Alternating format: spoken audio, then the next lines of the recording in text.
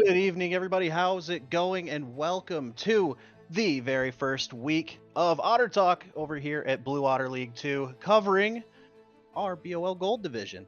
My name is Dory K. You might have seen me last night, and you guys can't get rid of me because I'm here again. So tonight, I'm going to be joined by none other than everybody's favorite admin, straight off a flight from Venezuela. Say hello, Mr. Lean. You're from Syracuse. No one can prove me wrong. So Mr. Lean is over here. He's going to be joining me on the cast tonight, and he's also going to be assisting with some Otter Talkage tonight. But he is not the only one. Hailing from that Sun org. Sun, what is our team name now? Spelling Bee Champs? From Yes. Sun Spelling You Bee named Champs. No, I didn't do that. What do you mean? Name is still unclear, but Name is still whatever. unclear. This is El Sword, hailing straight from Quebec. How's it going, El Sword? How's it going? Hello, everyone. I'm going great. Thanks for having me tonight.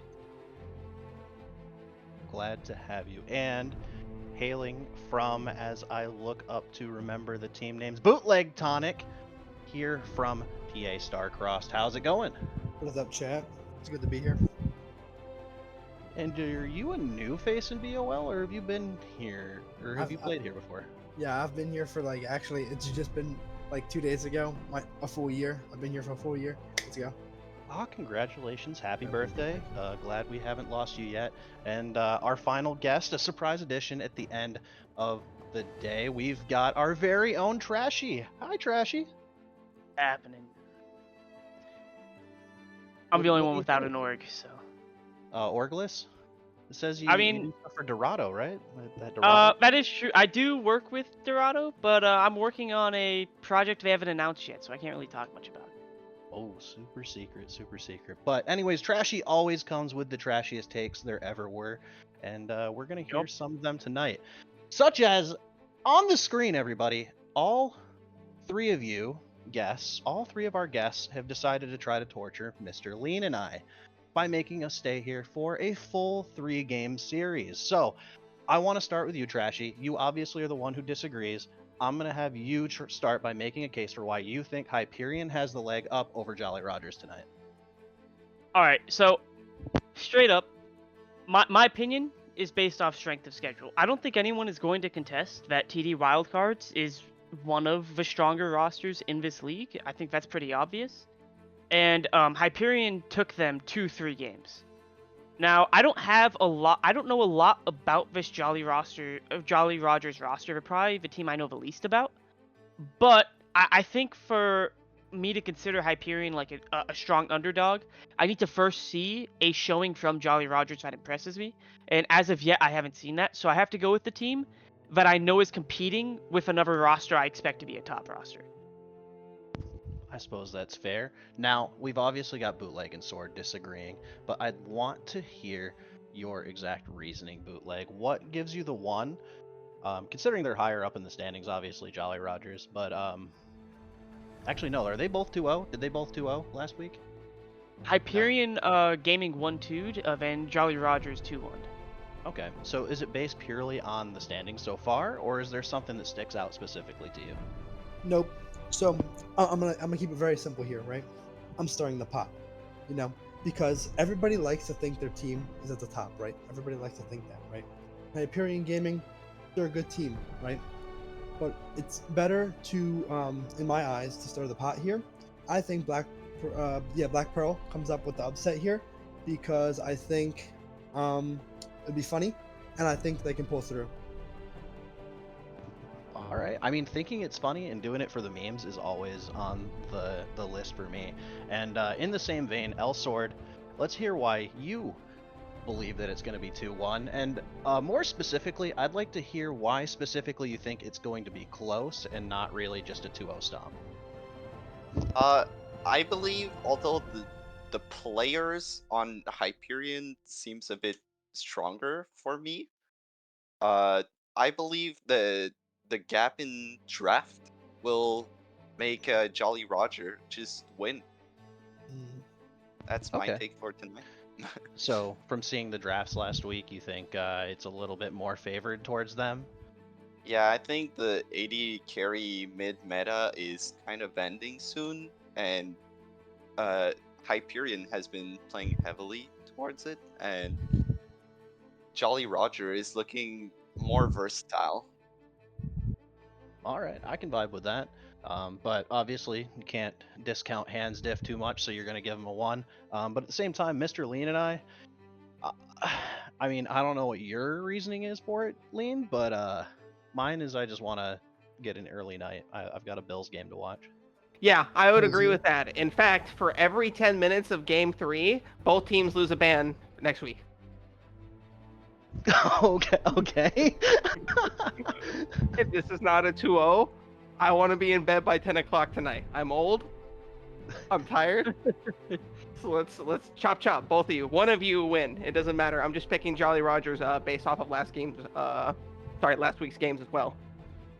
All right, I'm cool with that. I'm cool with that. I mean, I'm kind of in a similar vein. I think that Jolly Rogers just looks a lot cleaner.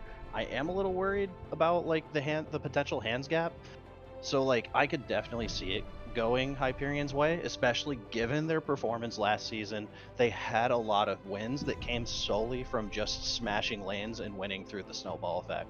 But at the same time, Jolly Rogers has a freaking dope logo, and I'm excited to see how they do. I want to keep seeing them perform and have them stick around for a while. So, with that being said, I think I'd like to see if the chat can also give their predictions, maybe have a little bit of an argument with us, maybe give Hyperion a little bit more support, because we actually have a few Hyperion teams to talk about as we move over to each of our respective power rankings. And as soon as Chippy can move us over, perfect transition. Thank you, Chippy, for moving us over to power rankings. Who made my power rankings? Did I do that? No, you told me to. You actually did that? Yeah, of course. Uh-huh. How come how come the org we're in is so low? Is it because we No suck? comment. Do we suck? Who like put us last? All right. All right. I mean, so- after last week's performance, I understand. losing It with wasn't losing that with bad. y'all lost with a 6K gold lead. Sickening. Did we? Yeah, when you guys Listen. lost to the split push Gwen. Yeah. I mean, You guys look like Zephyr for a week, okay? But we win lanes, then we just don't know how to play the map. Well, is now a good time to announce Sun's partnership with the Red Cross Relief Organization, feeding one team at a time? Oh, listen, I've still got you guys ranked pretty decently. Yeah, Yeah. that is I- absolutely correct, Professor Malice. It looks like all three of the four. So 3 of the 4 of us put Fantastic Academy first. However, Bootleg, I think Bootleg needs to make a case for Conduit because you are the only one who did not. Look, I'm being humble here, right? So, I remember last split I played in, Conduit, I think, had 2 teams. Can't remember what their names were. I remember they did things to us. Didn't like that. So I put them at the top because PTSD, and to be humble. Truly, Fantastic Academy can take it all. so Alright, you you know- put the team that beat the last in your standings at the top? Yes. Okay. All right. Strength of schedule does not exist, boys. Nope. It's false. Maybe that's false. a It's maybe not that's real. maybe that's a case for Conduit. Who knows? Maybe maybe the smash was so smashing that it makes up for the entire set of standings. Anyways, Fantastic Academy. In that case, Trashy and Sword, whoever wants to go first, or even Lean if you have like a solid reason for why you chose Fantastic Academy. Let's hear a breakdown of why you guys think that team is just so far and away better than the rest of the competition. Yeah, so right off the bat, Fifi. Okay, I think Fifi is him. He played in 2 different roles last week, mid and support, and went ballistic in both of them. He, in my opinion, is currently the most terrifying individual player in this league. Performing in 2 roles is already an impressive thing to do during a split, but he's not performing on 2 different roles in a split. He's performing on in a single series in both of them. He was like that wow factor that really gave them their big leads. I think I don't really see many teams being able to deal with him right now, and that's excluding the fact that the rest of the team is already pretty good. Like they're all very good players.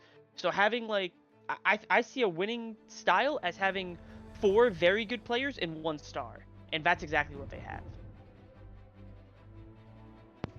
Okay, Sword, why do you kind of resonate with that, or do you have your own formed opinion? I know you had talked about draft a little bit earlier with Jolly Rogers, but do you have a different opinion of what makes Fantastic look so good? I was a lot less analytical about this, uh, but Fantastic Academy, I agree. Fifi, having played him in scrims, he was top lane, but he is still a monster. And having played him, if he gets ahead, I know how it feels. Also, I had to be humble, put some teams ahead of Sun, because obviously. And there's also some players that are my friends that I think are pretty good that are subs on this roster. So I'm pretty excited to see what their starting roster looks like in game today. Interesting. Yeah, I would be pretty excited to see that too. And obviously, we've heard Bootleg's kind of reasoning, but more or less, do you agree with that take about the team? I'm pretty much Yeah. agree. Fifi's a dog. He's a dog. The dog. He's got that dog He's a in him. dog. All right. He's a dog. Yeah, Well, he man. is I a dog. mean, when it comes to like a team like Fantastic, I'm actually kind of intrigued to see if Fifi can keep that up and attain a level of consistency. Because an argument could be made that as a competitive gold team's biggest weakness is the consistency to a game-to-game basis. So Very true. if Fifi, I keep saying it wrong, my bad. But if Fifi is able to maintain that, Fantastic could be very much so a championship contender. Yeah, I agree wholeheartedly. But I concur. speaking of the kings of consistency, we have had one split without them, and we have an admin who maybe is willing to elaborate a little bit in a moment. We do have the return of TD, and it appears that everybody put them in either 3rd or 4th. Now, they don't necessarily look like top 2 to any of you, so what gives you the idea that they kind of round out the beginning of our middle pack teams? For me, when it comes to TD, it's just first of all, these names are pretty familiar. These players have all performed and have most of them have won chips before. So right off the bat, they should be relatively consistent as players because they have that experience. They don't have quite the wow factor of a brand new player coming in, but they do have the experience that they should be relatively consistent. I think all these players are really good. They had decent strength of schedule last week in facing Hyperion Gaming and beating them. The biggest thing for me though is they have Hoodie marked as their starting support. He wasn't playing support last week, so I've yet to actually see him play this role. And until I see him play that role and I see how he can perform in it, I can't put this team higher than someone playing their 3rd or 4th best role. I would have put TD higher. This variation of this TD roster is also going through a playoff run in LXC right now. And their top laner from there isn't on there, and Hoodie wasn't on that team either. And first he was mid, and now he's support. I see Hoodie role swap consistently, which I guess is a form of consistency. But like you, there's not much justification of putting them higher until we learn a little bit more about the team and what Hoodie can do when he finds a home and settles in. I agree. They have a lot of role swaps. Like from what I know, Crockbot has always been an AD carry, and now he's top.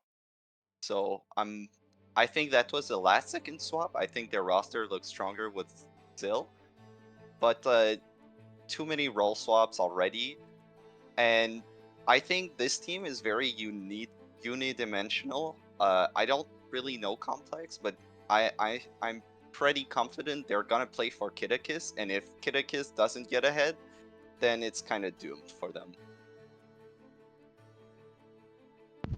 You know, I could see that. I could see that. Now, Elsword, obviously, you put yourselves higher, but there is one, I guess, organization, one team. We've talked about Hyperion, and obviously we're going to get to the other one playing tonight. Tonight we have, we talked about Hyperion Gaming, but we also are going to get to Hyperion Shield, and they happen to be playing against another new logo we haven't seen in BOL yet, Team Skyline. Cool Now, logo. Team Skyline, we have in last for 3 of us. Bootleg, you put them a little higher, presumably to throw shade at Sun and Hyperion more than to highlight them. But what are our concerns about this Skyline roster? All right. Well, you know me so well already. So, number 1, Skyline, cool logo, bonus points. All right, clearly. Hyperion, right? We played them last week.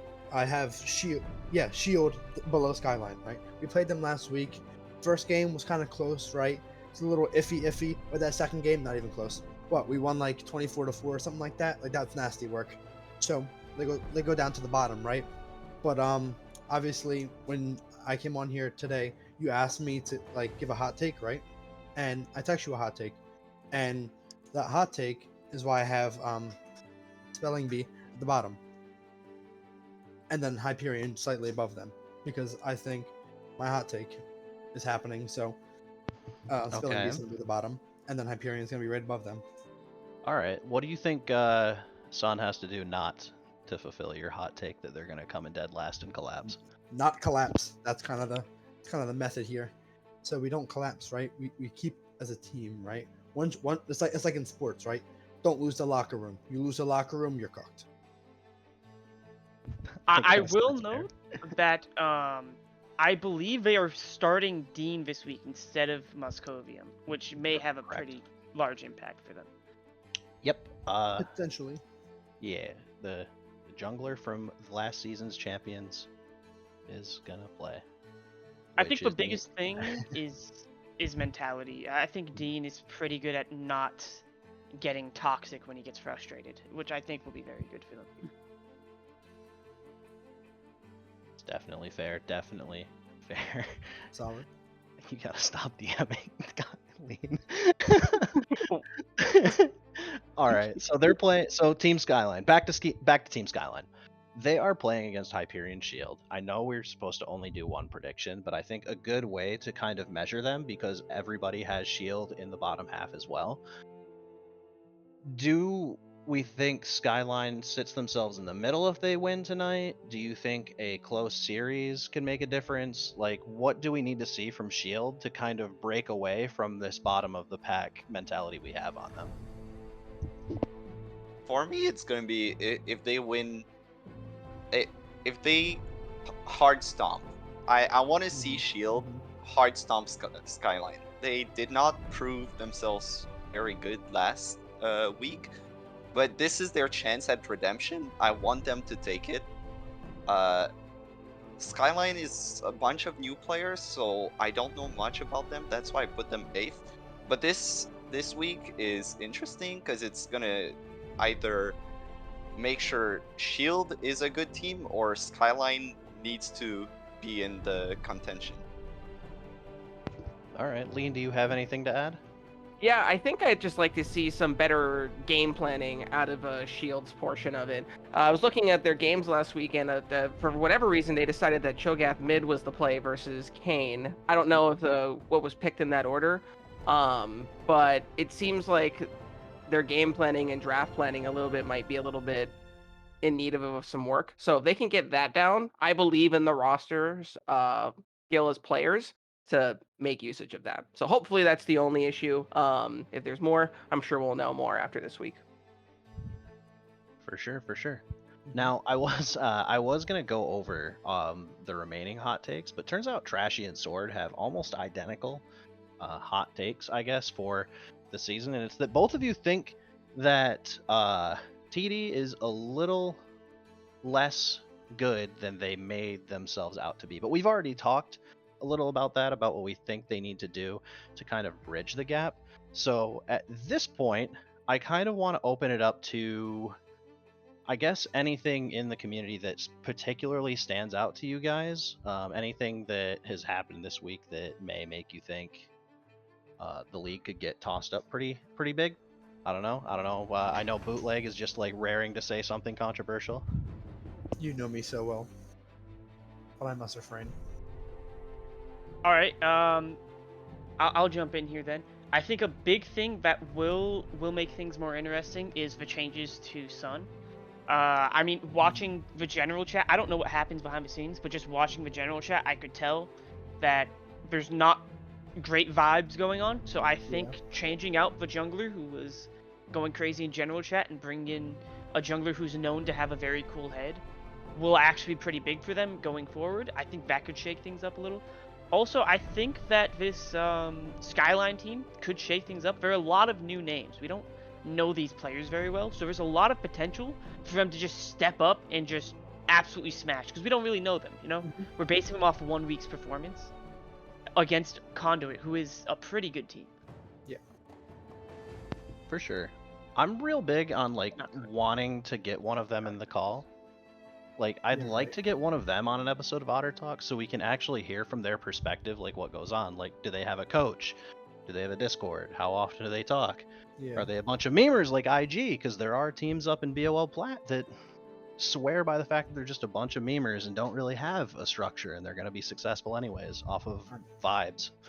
Yeah. So, at the same time, like, I would love to elaborate on the Sun situation, but I think it would be a little biased for Lean and I to elaborate, as we both are staff admins. Wait, what Sun situation? The Sun, you know, mentals, keeping your mental together and roster. Oh, I mean, Sword I'm can not defend involved in himself. that, so yeah. Yeah, I Sword, Sword can defend himself, but neither of us really can say a whole lot since we're so close to the org, you know. I mean, It wouldn't be fair. I wanted to talk about it, but I didn't want to bring it up, right? And I Bring it up. We're here Yes. for it. Wait, unironically, if he's not here to defend himself, I don't think that's a good idea. Yeah, no, I agree. No. Like if like what I mean is if Sword, if you have like a perspective of what you think the team needs to do better, if you don't think it's vibes, or if you think that like maybe you have plans in mind to improve team morale or what have you. I Just think general stuff. Don't talk specifically about the guy who left, because that's its own thing. Yeah. okay. Well, I think vibes mattered. But I think the major issue was we were not lacking a leader, but lacking a leader. Like, we were 4 people wanting to do our own thing, and we need to, like, some people just needs to stand down. That's the major point I was thinking about throughout the whole week. I think that's how we improve some. Yeah, so that basically explains like you guys having like really bad map issues while winning lanes pretty well. Is just that you guys don't really have a good leader in game. You have 5 people who all want to be the leader, so you're all kind of just doing your own thing. Yeah, basically. It was a similar problem that the Sun team I played on with Sword actually had.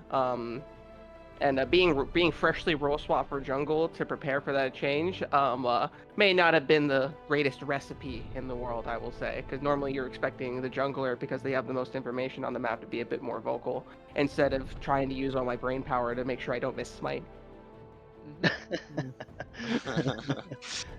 But yeah, I mean, coming off of it definitely is disappointing, I guess, coming from a situation where we're now in a league with a bunch of recognizable names now. We've got Sun, Hyperion, DD, Conduit. Like, we've got basically three fresh looking teams, and even some of them are like fresh coats of paint of people we already know. Skyline seems to be the only like truly new team, right? Yeah.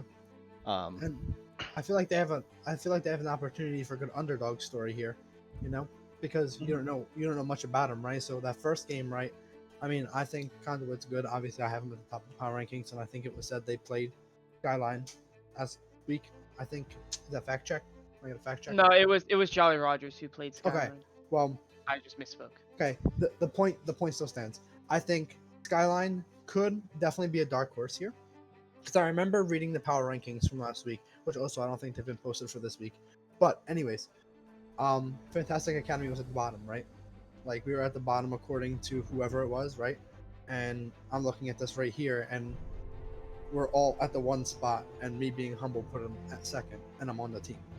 So I I think will note. Skyline could definitely make a run just because they're an unknown. Like you don't know anything about them.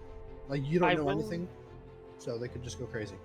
As someone who made power rankings last week, I will note I didn't actually have you guys at last. I had you guys as I don't know anything about these players. Yeah. It was to the Because right. that is a big factor. It's hard to actually rank people Mhm. when you've never seen them play the game. So Yeah. it feels unfair to give them an actual number. You just got to kind of be like, I don't know who they are. I Yeah. can't, in good faith. Say That anything. that's fair because when I started playing, I was on a different org, and it was the same thing. It was who are these people, right? Yeah, then- like I can look at your op.gg, but that doesn't always translate perfectly. Agreed. Looking at the post game, like the post game screenshots from Rex, obviously there's not a ton you can take away from it all the time. They did take a game off Jolly Rogers Black last week, Black Yeah. Pearl. Yes, they did. So there's definitely an argument for it. Obviously, Hardstuck Brother and Dolo, very consistent bottom lane. Even in the lost game, they both performed admirably. That's But good. Yep. but Scrambles and Prototype actually appear to have popped off. Scrambles particularly was pushing a 8,000 gold lead on on the opposing jungler in Holy. game 2 when they won. I mean, Yeah, I think the big thing for me is that these are the two teams that I know the least about. I know 1 to 2 players from each of them. So what I need to see from these teams is actually going to be this week, where we're facing teams I know quite a bit about, and it'll be a lot easier to actually understand what their, skill level is once I've seen them face teams that I already know the skill level of. And who knows? Skyline could be like a good football team, right? They lost week 1 because they're just putting it together, Yep. right? They didn't have it together. But then who knows? Skyline could absolutely dog like the rest of the I mean, the rest of the split. that's what You just don't happened know. with my first team, Glacial. Yeah, They I mean we could see. lost to a yeah. team considered pretty weak, and then we upset Mhm. CB and instantly became like dark horses. Yeah, like we could see Rogers and Skyline just come out of nowhere and be top Yep. teams just because they have a lot of lesser, like not as well known names, so people aren't going to rank them as highly because they don't know. They don't know, and they're going to have a bias for people we know. That would be pretty fun, yeah. Also, I have some insider news on TD. They will not have Hoodie support this week. They are running back exactly the same squad as last week. That changes Mhm. nothing. Okay. It does for me a little because it means that they, like, I think that they are stronger with this role lineup. I still have them paired. To me, I think TD is like the Steelers, right? They're not Yep. particularly bad. They're not particularly good. They're just always there, you know. So it doesn't matter what roster they field, in my opinion. It seems to be a good org since I've been around, and they literally just seem like the Steelers. They're just always good. It doesn't matter who they have. They always. Yeah, I think they're basically always like upper half, right? That's just kind of how they are. They're always like a slightly above average squad, besides for when they just, make a run for it and win out of nowhere. Yeah. I think that's fair. That's definitely fair. And even so, has Toxin gotten back into the States yet? I thought like he was supposed to by like semifinals of LXC. I don't know. I don't remember. I'm think- impressed that he's been playing from Korea half the entire time, or the entire time I should say. Yeah, I mean he mains mostly like the traditional like he mains the junglers that piss me off. Do nothing, gank your lanes, and don't actually win the jungle because So like Shaco. because you have to play you have to play low APM champions if you're playing on a billion ping. It's just how it is. But I'd be curious to see if Toxin like adopts a bit more of an aggro set of champions into his pool as the season progresses and he's back on like human ping. Yeah, highly that doubt would be it. interesting. Though with his team, I think him being a supportive style jungler works pretty well for the roster he has. He has players that want to carry. Like Hoodie in mid is going to want to try to carry. So having a supportive jungler alongside him rather than a carry jungler is a guess pretty that's true, good yeah. situation. Yeah, especially like I feel like he pairs very well with Revan, especially. Mm-hmm. I think yeah. Revan does better. We'll go with performs better roam timers than most of the other supports I've seen play in this elo. I'm Yep. used to being able to punish supports for sticking in lane for too long or leaving lane for too long, in my opinion. Yeah, it's one of the biggest weaknesses of supports in lower elos is that they're just not as efficient at using their timers. What do you think, Sword? You're a support. uh, no, that's pretty true.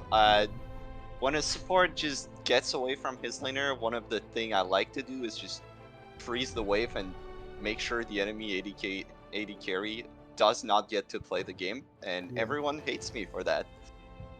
But the other time when I see like supports just don't leave their lanes at all, I like to just like go take a little walk in the Walk, jungle, do some shenanigans. It's Yeah. always fun. Yeah, no, yeah, I agree with that take. Sometimes supports stay in too long, right? I mean, who do you think swaps with Fifi, huh? Yeah, exactly, it's me. So like, but like, yeah, that's pretty much what you guys said is down to a T. All right. And Well, I think I just got invited to the game. for sure, yeah. I mean, we are running a little low on time. We're actually going to give Chippy a little bit of a window so we can actually start on time today. I appreciate all 4 of you, actually. I didn't expect to have Lean. I expected to host Otter Talk alone today.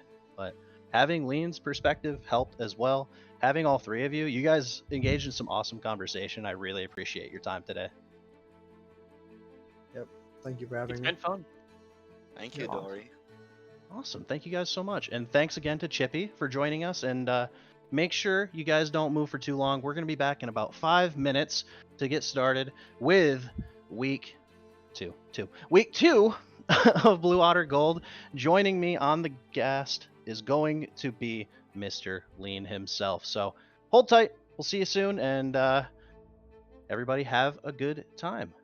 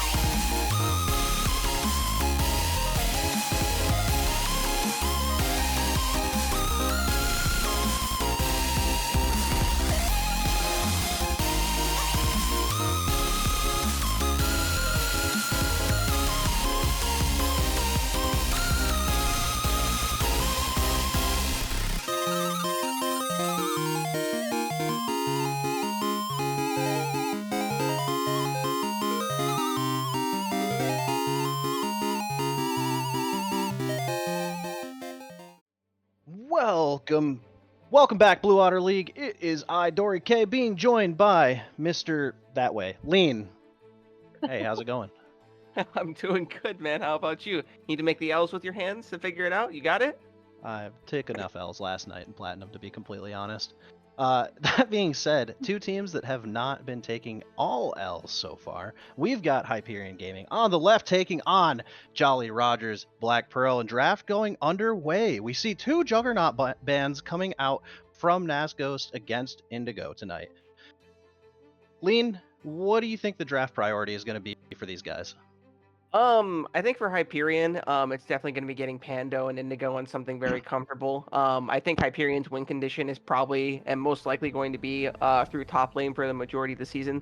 So I just want to see Indigo get something he can either get an early lead on or at least comfortably scale into the mid game. That's very fair, and yeah, I mean we're seeing Poppy Olaf, which I'm assuming Poppy jungle it can flex to Poppy top as well. Dolo, I believe I saw little Poppy on the OPGG. I don't remember fully, but makes sense. And as well, we see a Garen ban coming out against Indigo. I don't think I ever played with him when he played Garen, but it seems like some kind of degenerate shit that he'd play.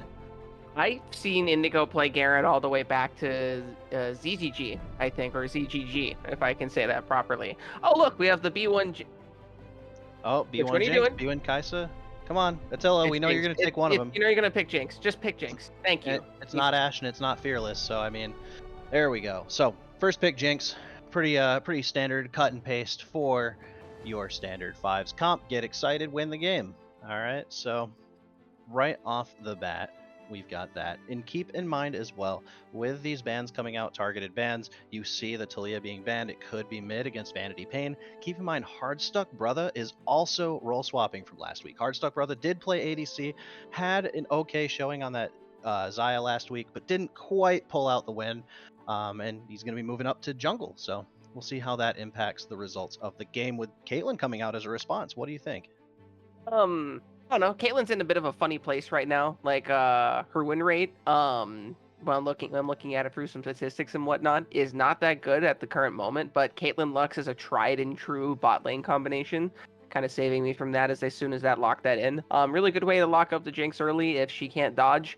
Depending on your opinion of Tilla, that is either a good thing or a bad thing. And they're also returning back with the Blitzcrank. So is this just going to be whoever gets queued first loses? Oh, never mind. Oh, it is Moonlight, so you can definitely expect to see plenty of enchanters. They're very good at them, but I wouldn't have been surprised to see the Blitz. I think I've seen it before in comp, and it is situationally like really good into Lux.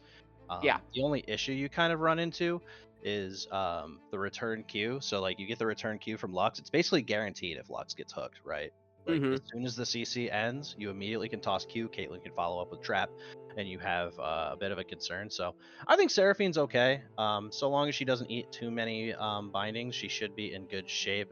She's not punishable, and she follows up with this champion very well. There's the vibe. Oh, yeah, that's a very big pick, and just kind of designed to say, I'm going to your backline. There's not a whole lot you can do to stop me, but the important thing will be the follow up from the Jinx and Seraphine and whatever they choose to pick for mid and top. If the picks don't really match well, Vi's just going in by herself and dying by herself. Yeah, and we definitely see that we're not going to get pick of the litter for mid lane, presumably blind pick, because we're going into R3. We're going to see our third, fourth, and fifth bans from both teams. Vi typically pairs up very well with mid laners that have setup abilities that follow up very well. Stack CC, such as like the Ahri, such as like Aurelion Soul, newly found Aurora pair very well. So if the mid laner Pando plays those champions, I wouldn't be surprised to see them banned. But at the same time, we see Jolly Rogers and Hyperion banning top laners instead. So, I mean, I guess Pando really isn't that worried about the mid matchup then, which is, I mean, hey, confidence to you. Honestly, I'm kind of intrigued to see what they're going to pair with the Graves here. That's not exactly the pick I would look forward into their team. Like, I think a Nocturne could have been really good here if they had some follow-up, another bit of follow-up with it, because the Lux ult into Nocturne ult can be a little deadly. That being said, that's pretty good pairing with Caitlyn Lux. I haven't seen Twisted Fate in a while, and I'm worried to see it blind, but if it works, it works. Well, they didn't bother banning any mid laners. They said have your pick of the litter. Look, if you're looking to make a statement, TF blind is certainly one way to do it. Yeah, TF blind is certainly one way to do it. We see the Camille coming out for Indigo. That managed to make it all the way through the draft. It actually was his champion of choice, at least when I played with him. When I could control the voices in his head that said pick like some shit like Brand or Quinn top, he would play like a real champion like Camille. Yeah. So he is good at piloting that champion. Typically, you don't see it, and Pando being Pando, Scion hover. Scion mid. That, I mean, yeah, it kind of makes the TF. It kind of neutralizes the TF a little bit, and honestly, unless Caitlyn gets ahead, they're gonna have a little bit of a difficult time cutting through the Scion. It all kind of depends on what they choose to pick top here. R5 Renekton, LS will be foaming at the fucking mouth by now. LS rolling over in his grave. Praise be him, he has not actually died. No. But no, this is a pretty pick of the litter, standard pick comp. I don't know how I feel personally about leaving the Renekton on an island when you have two lanes that do need to be babysat. But Yeah. if they're playing for lane priority and then farming graves up to 1,000,000 gold, that's certainly the plan. But Hyperion on the other side, gank heavy jungler, 2 gankable lanes. And then Jinx Seraphine for late game insurance. Seems pretty cut and paste Hyperion gaming, huh? Yeah, that sounds about right. If I'm that Vi, I'm getting level 6 as soon as I can, telling Camille to push in that Renekton, and you dive that mother. You dive him and just put a lead, put a lead on the Camille, and then just start rolling the gold down towards the rest of the map. All Jinx and Seraphine have to do is not lose lane, and this game's in the bag, in my opinion. Yeah, I mean, I definitely could see that as well. Jinx Seraphine do have opportunities to scale to Oblivion. So long as we don't see the snowball, we're definitely going to have an unaddressable side lane from Camille. Granted, Destiny does help a little bit, and Graves does assure some late game scaling, but you have so much peel and so much power coming from triple frontline into a Seraphine for protection. Her ultimate is very good at like stalling out team fights and giving Jinx the space she needs. So Attila, I've got my own opinions on Attila as an ADC, but if he's given the tools to like stay in fishbones mode and right click stuff, then he does really well. Yeah, I've seen Attila play all the way from Chain Wardens with him and Kuda in Compete League to the birth of Hyperion and the staying power of Hyperion. And I'd agree with that assessment. I think if he's given the correct tools, he can absolutely be the player that helps you not lose the game. Absolutely. There's a reason I picked my wording there.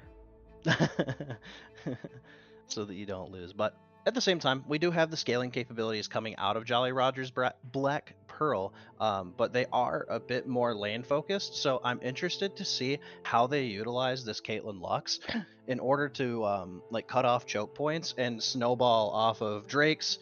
And if they are going to be able to actually make proper rotations mid in order to get grubs and get that snowballing going, because typically like that early game comp that wants to snowball wants to take first tower, but roaming your support when you're such a lane dominant lane that requires both laners and jungle help, it almost makes me feel like Jolly Rogers wants to prio Drakes.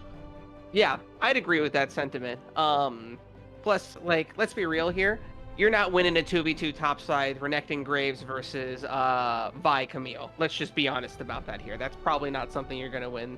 The Graves is going to get bursted down a little bit, assuming things go their way. But so, like, going for Drakes and prioritizing bot side, especially like you mentioned when they're so lane dominant, is the less risky way of playing the game.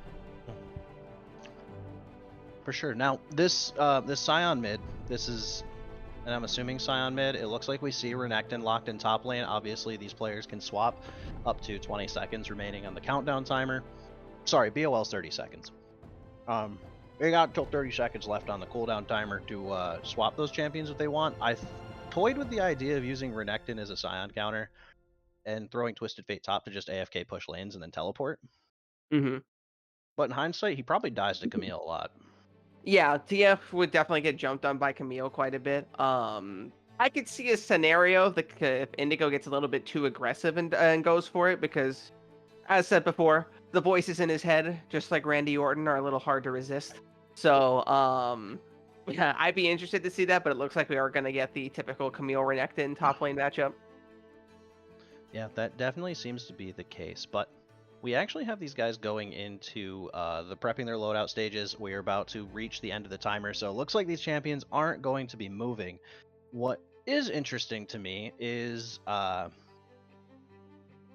how, I guess, budgeted into multiple lanes of needing prio Jolly Rogers are. I'm a little worried about their comp being spread too thin. Do you think that's a concern, or do you think like Renekton can at least survive on an island by itself? I think there's a scenario where Necton can survive on the island. I think depending on that scenario is not an ideal one. Especially when you're having a jungler like Graves. If he picks something a little more up tempo, although I can't think of some that fit in their comp except maybe Shyvana, that could work a little bit better because then she'd have the mobility to get up and down the map to make top not be on an island. I don't know. I just never like I never like relying on top surviving the island because it typically means the other team's game plan is going to be to camp them. For sure. Now, in terms of these junglers, early pathing, obviously we see Vi. She's a gank-loving champion. She's got good synergy with her two solo lanes and can gank them. Graves does have ganking capabilities when paired with Twisted Fate and Renekton with point-and-click stuns. And then Caitlyn Lux obviously can be hovered, but don't need to be babysat. And if you have dive, you have dive off of like a Destiny teleport. Do you think Graves is going to have the capability to snowball off of farm advantages, or do you actually look to see Graves impact lanes a little bit more than you normally would? Well, I think Graves does need to impact lanes a little bit more because, like as we said before, their bot lane, like they put a lot of eggs into the winning lane basket, especially for their bot lane. If their bot lane comes out behind without jungle assistance, that's gonna be one of the things they look over at the game and tell jungle to go there. So, in my opinion, Graves is gonna try to affect lanes a little bit more. I'm kind of interested to see if Vi does a 3-camp pathing or does full clear into it. Every jungler is different; they like to do a different thing. And how Graves is able to respond to it if she does decide to 3-camp and gank an early lane. Because we're in gold, a gank that early typically means first blood. Yeah, that is absolutely true. So, with that being said, we've got about a minute and a half left on our spectator delay. We are going to talk about our predictions as we get into the initial line of scrimmage. So, with that being said, everybody hold tight. We've got first game of Hyperion Gaming taking on Jolly Rogers Black Pearl. Make your name easier to say. Anyways, Jolly Rogers Black Pearl. Best of luck, Hyperion Gaming. Best of luck, and we'll see you guys in just a moment.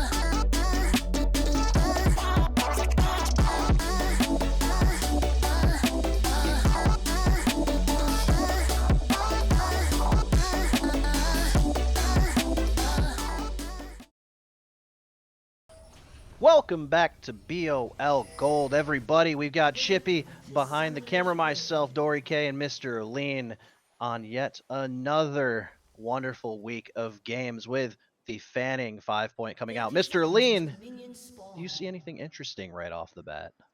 Not a whole lot. Kind of your standard 5-point coming out here, although the Graves and TF seem to have misplaced where they're supposed to go, but that's totally fine. I'm sure they won't know where Graves is starting at this point. Oh no.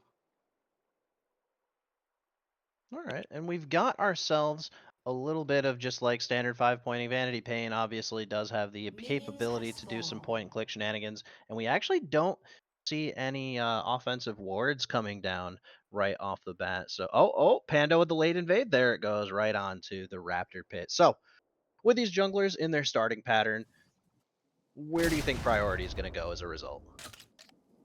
Well, looking at it from here, it looks like both of them are planning on interacting with each other at topside. It's kind of depending on whether Vi chooses to do a full clear here. As mentioned before, she decides to go to a 3-camp, red, blue, into Romp, Wolves, whatever you pick, into ganking top. I think there'll be a good opportunity for Vi to impact the lane early. And we actually see Vi appears to be doing at least a full red side to start.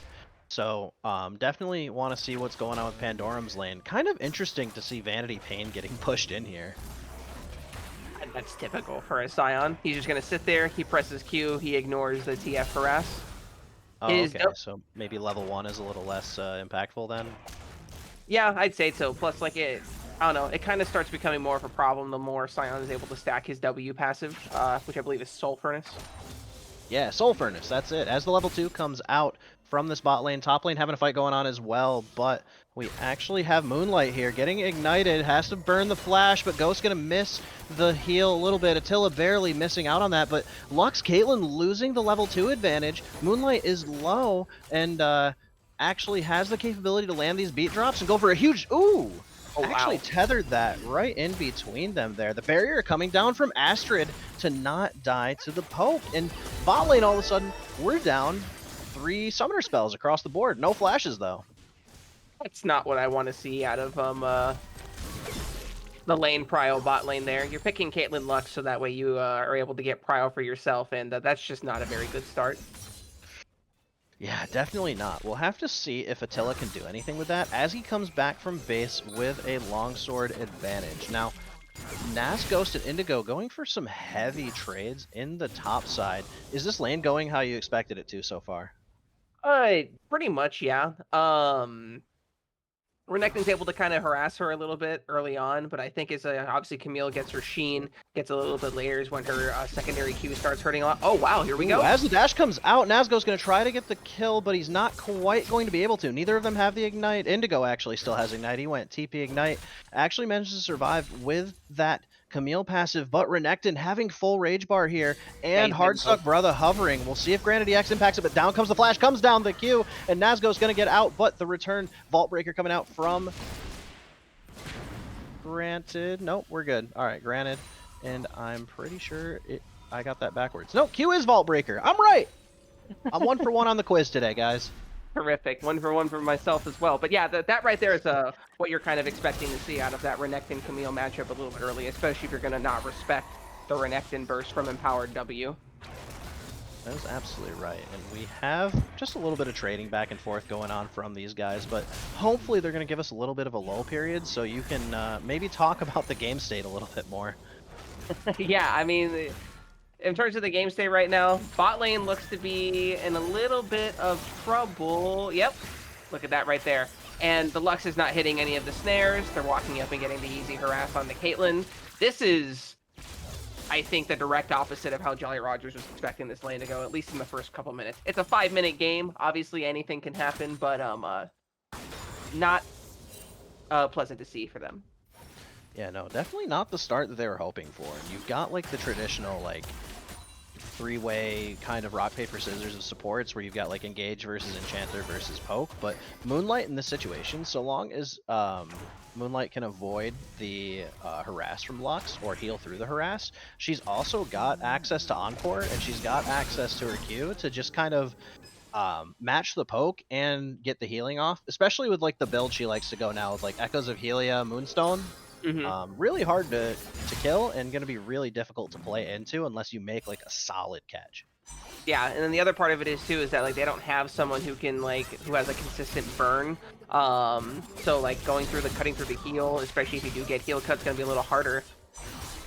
Oh wow, get a load of that. Yeah, we actually have Indigo almost going down to Nazghost here. Gonna be forced to walk away as Naz hits ult. So Naz has access to the ultimate here. Let's see if he's gonna go for the dive or if Indigo's gonna get away here. Nope, the dash comes out. Slice and dice right back out. Indigo misses the chain, but at the same time, Dolo on the other side actually manages to secure the kill. They must have landed the combo there.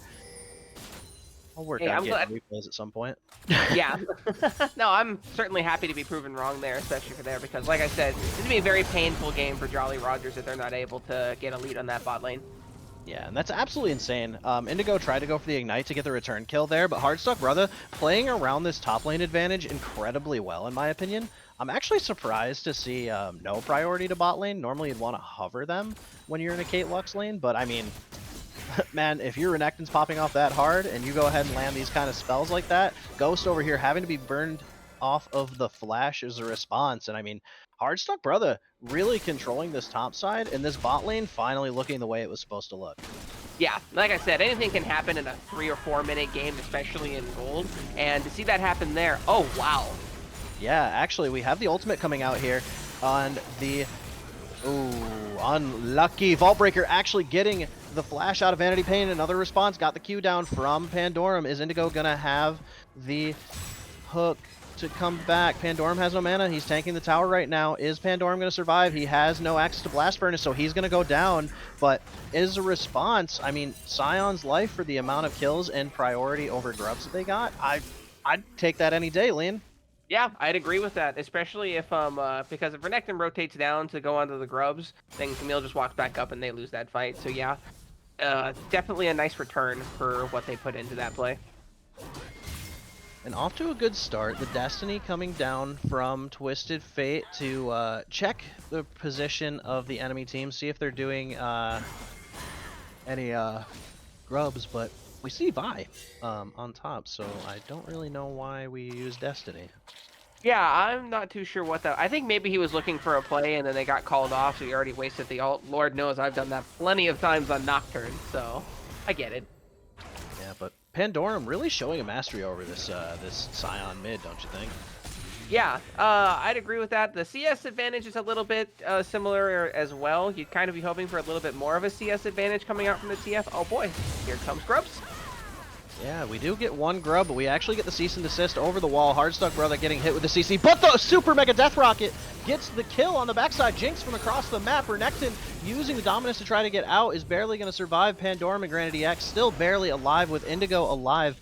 Vanity Pain looking down a few people that are low on HP, but Nazghost doesn't have access to the Dominus, so he can't get more HP unless he uses that Call the Meek inside of the pit, but doesn't look like anything's going to come from it. Lux wasn't able to rotate quite fast enough, so reset back to the jungle we do.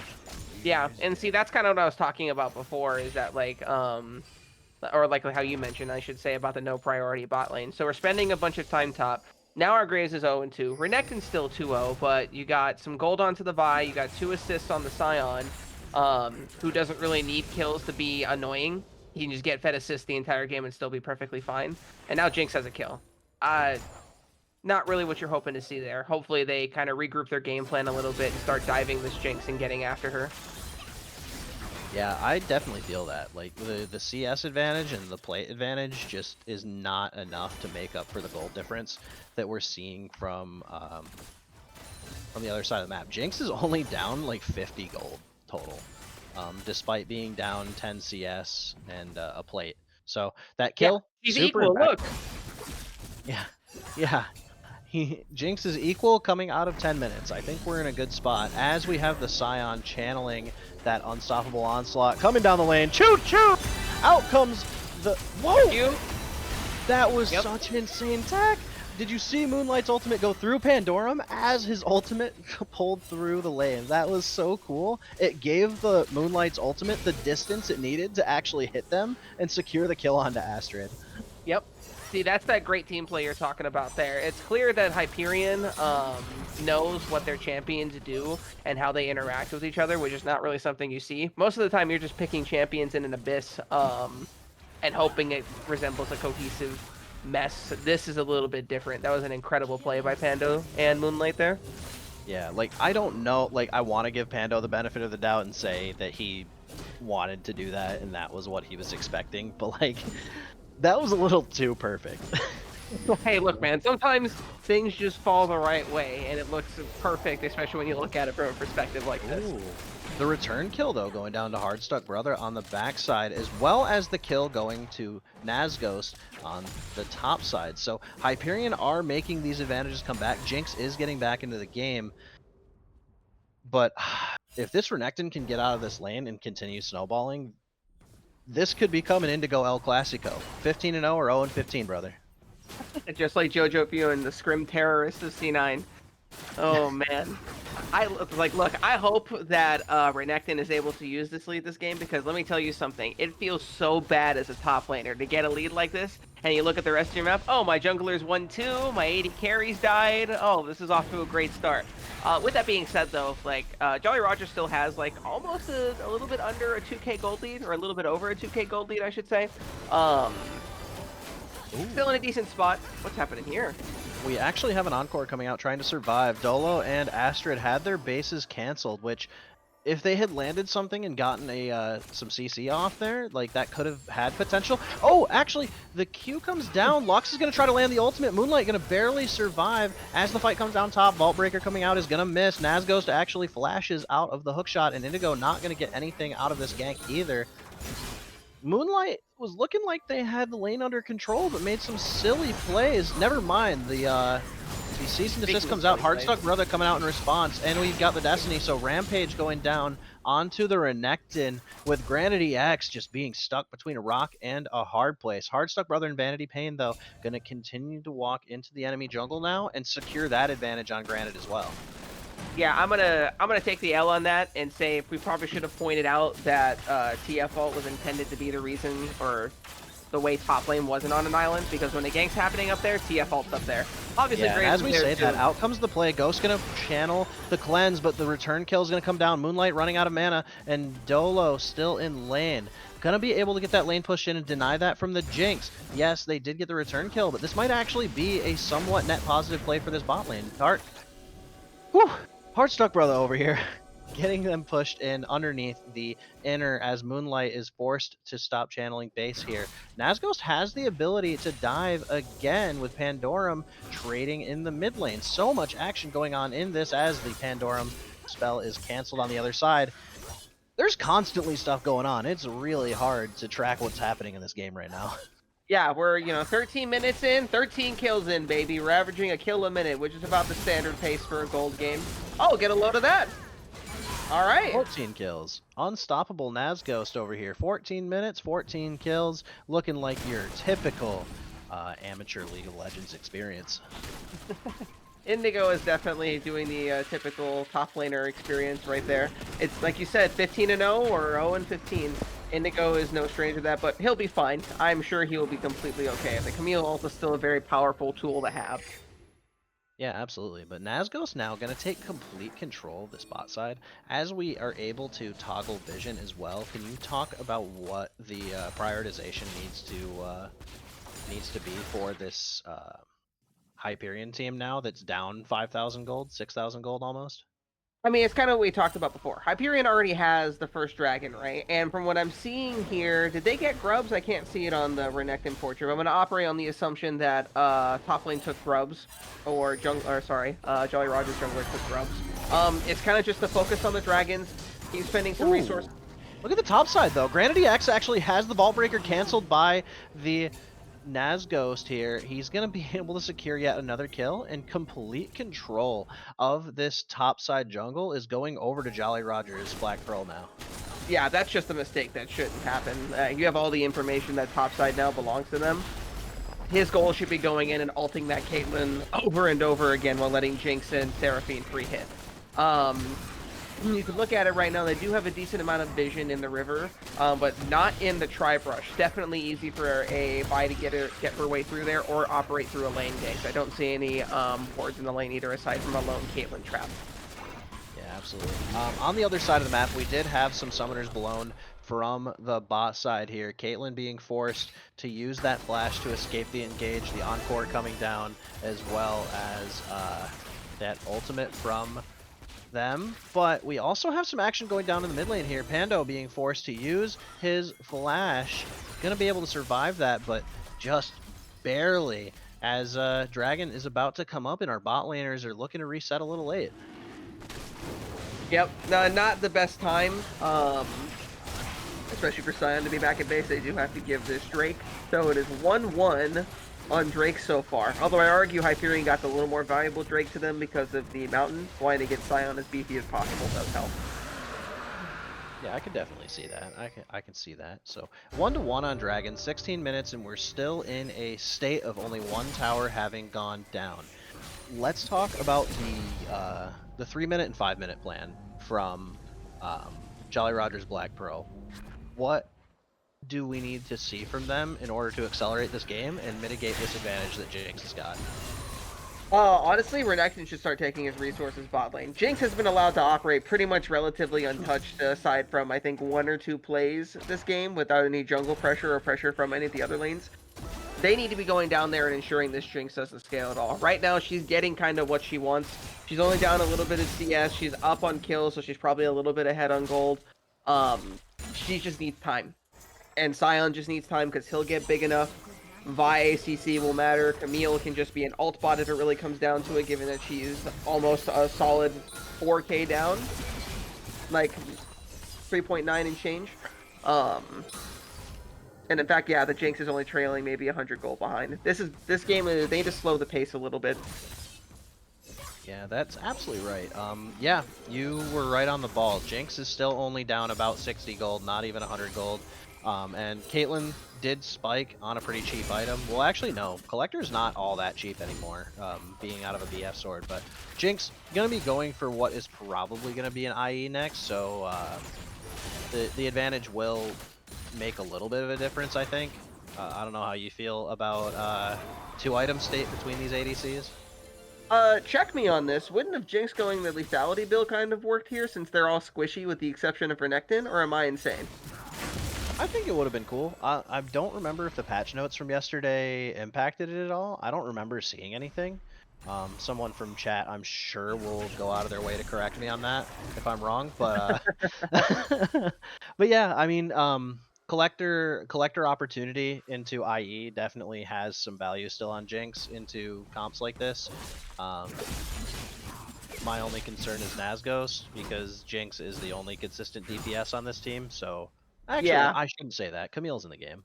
Well, Camille's in the game, and she has her Triforce now, so we'll see how much that matters. But, like, also, like, let's be real here. You're doing that if the enemy top laner isn't 6-0. If you have the advanced knowledge of that before, you might decide crit is the better option.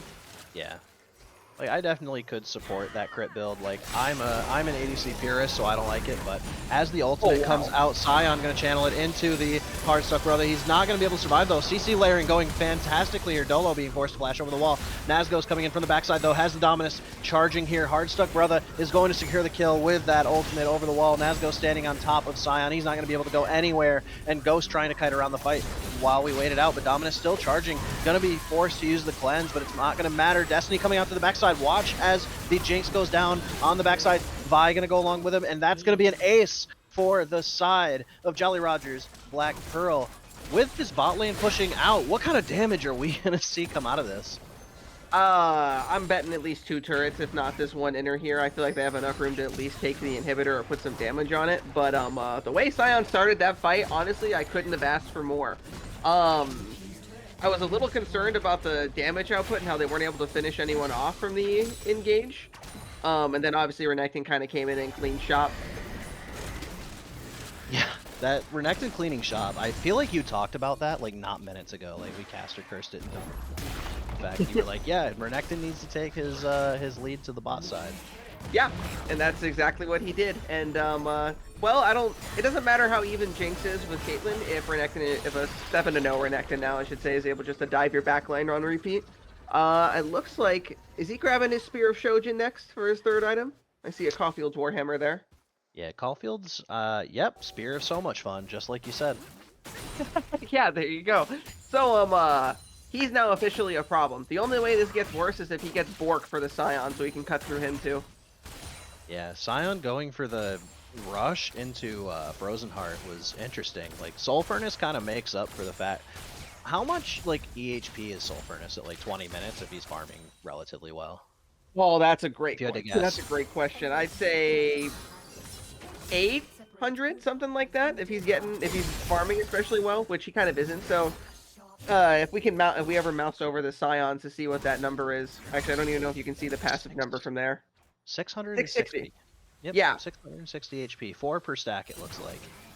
Little bit more CS there, he can easily hit the 700-800 range there. If he's farming a perfect 10 CS a minute, I'd say he's closer to 9. Yeah, I definitely could feel that.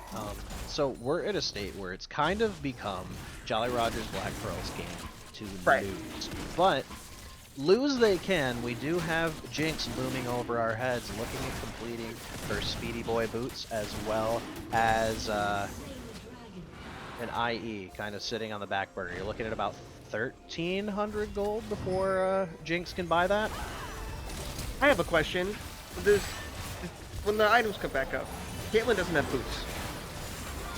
No, Caitlyn doesn't have boots, but the thing Caitlyn does have is an assist off of the back of Dolo, landing that nice final spark to finish that kill off there, as Nazgos is going to channel the Dominus from the top side. Indigo doesn't have flash. He's not going to be able to get away, and Nazgos, oh my goodness, we just missed it on the backside, but we actually had Seraphine take a massive chunk of her health bar down from a single Caitlyn Q. Granted, EX on the same side. Fights going on 2 different lanes simultaneously, as Vanity Pain over here is able to push these lanes for free. And yeah, Vanity Pain's not the focal point this game, but my god, does the presence of Twisted Fate, the ability to just click Destiny, really throw this game for a loop.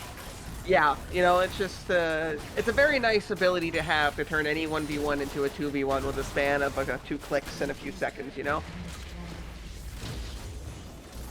Yeah, absolutely.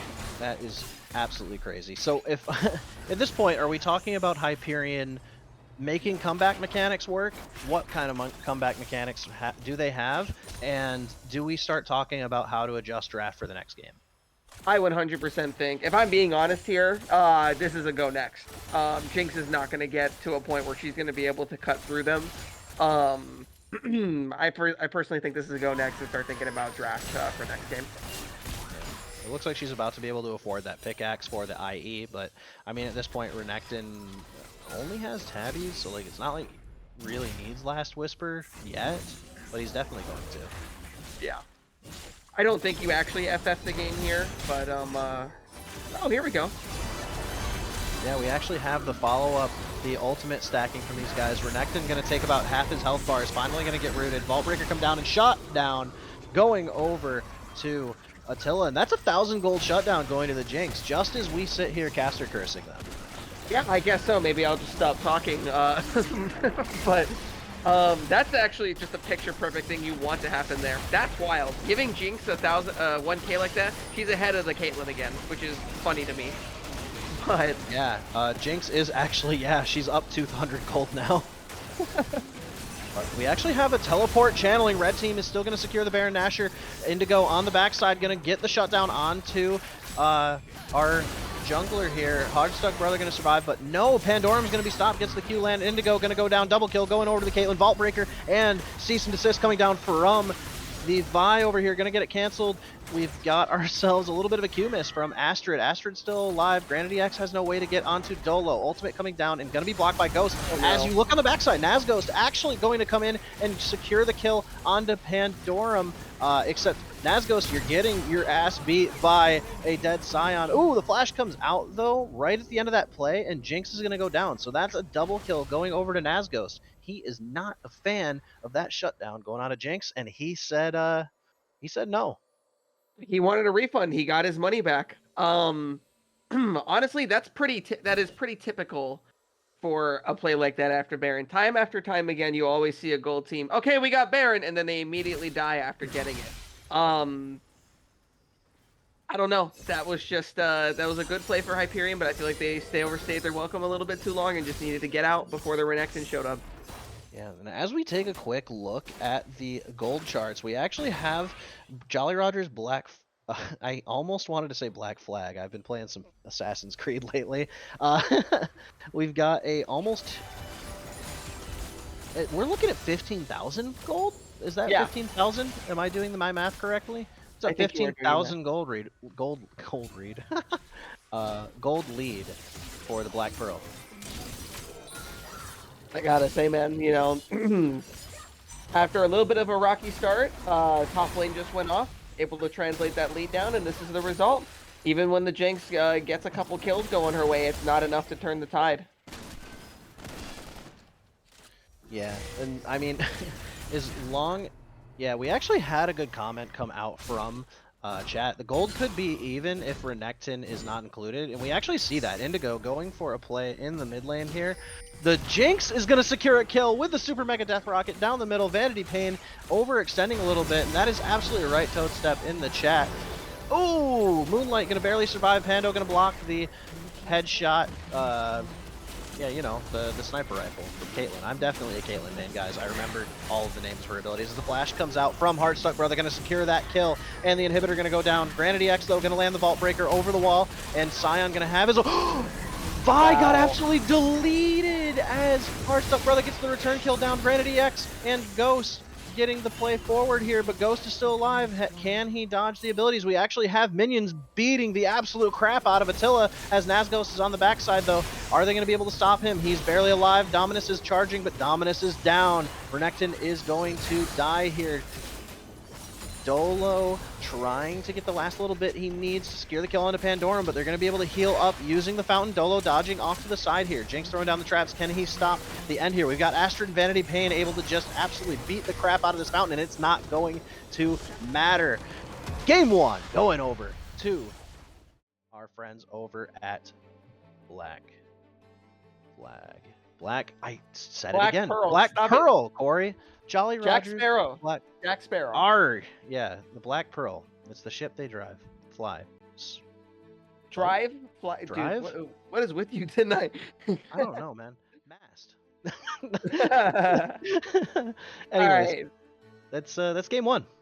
I'm flaming my AD carry if they do 13k damage in a 20-minute game. No, I'm kidding. I'm flaming the Caitlyn for doing 10k damage in a 30-minute game. jokes aside. Pretty much ideally what you want to see from a team like Black Pearl, especially since we kind of critique them for leaving a Renekton on the island. I guess we had our cake and ate it too, because good lord, the island was not a problem. Yeah, I mean, I'm surprised to have seen Granite and Pando, who both had like prio in the mid lane, not really punish this bot lane for being as problematic as it was. And I'm surprised to see that like we saw what was happening to Indigo and we tried to double down and stop it instead of just playing around the lane that had an advantage. Like Attila had the opportunity to take first tower with the support of his team and just run away with the game, but just I don't know.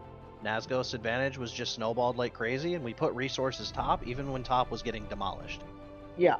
I definitely safe to say Attila was not the problem this game. I would definitely agree with Hyperion not playing around their AD carry enough, because I'll give him credit. He was trying his best to keep up in that lane. And was even or ahead a majority of that time too, despite some of the stuff going on, versus that lane dominant pairing of Caitlyn Lux. So props to them. It definitely was not a bot issue that lost Hyperion this first game. Yeah, absolutely not. So, memes towards Attila aside, buddy. You this bot lane played very well. I thought Moonlight had opportunities to show their stuff, but unfortunately, top side a little bit left to be desired. So we'll have to see how they do from here. Lean, any suggestions for Hyperion going into the draft? Anything you're expecting to see to make this a 1-1 series? Honestly, like I said, I don't think when I said earlier that they were going to start thinking about draft for next game, I didn't inherently think there was like a problem with their draft. I thought it was fine. Camille just needs to not get solo killed before she has Sheen. That's the skinny of it. It wasn't a draft issue that lost that game. It was a top issue that lost them this game. Renekton was able to snowball. He had, let's take a look. The next closest person to him in damage was TF, and he was still above him by like 5 or 6K. I definitely think you try and get Indigo at least into a little bit more comfortable matchup. Maybe the Camille is a problem from him now. It's not what it used to be for him. But I suppose my only other critique would be is I didn't necessarily like the Scion mid. I didn't think it was the thing that lost them the game, but I kind of would have preferred to see something a little bit different, something a little bit more aggressive or capable of following the TF. Yeah, I could definitely see that. So, with that being said, we have one game down, one game at least left to go, potentially two. So, Lean and I are going to go on a quick break while we get into the lobby for Game 2 draft. Everybody, stick close, and we'll see you soon.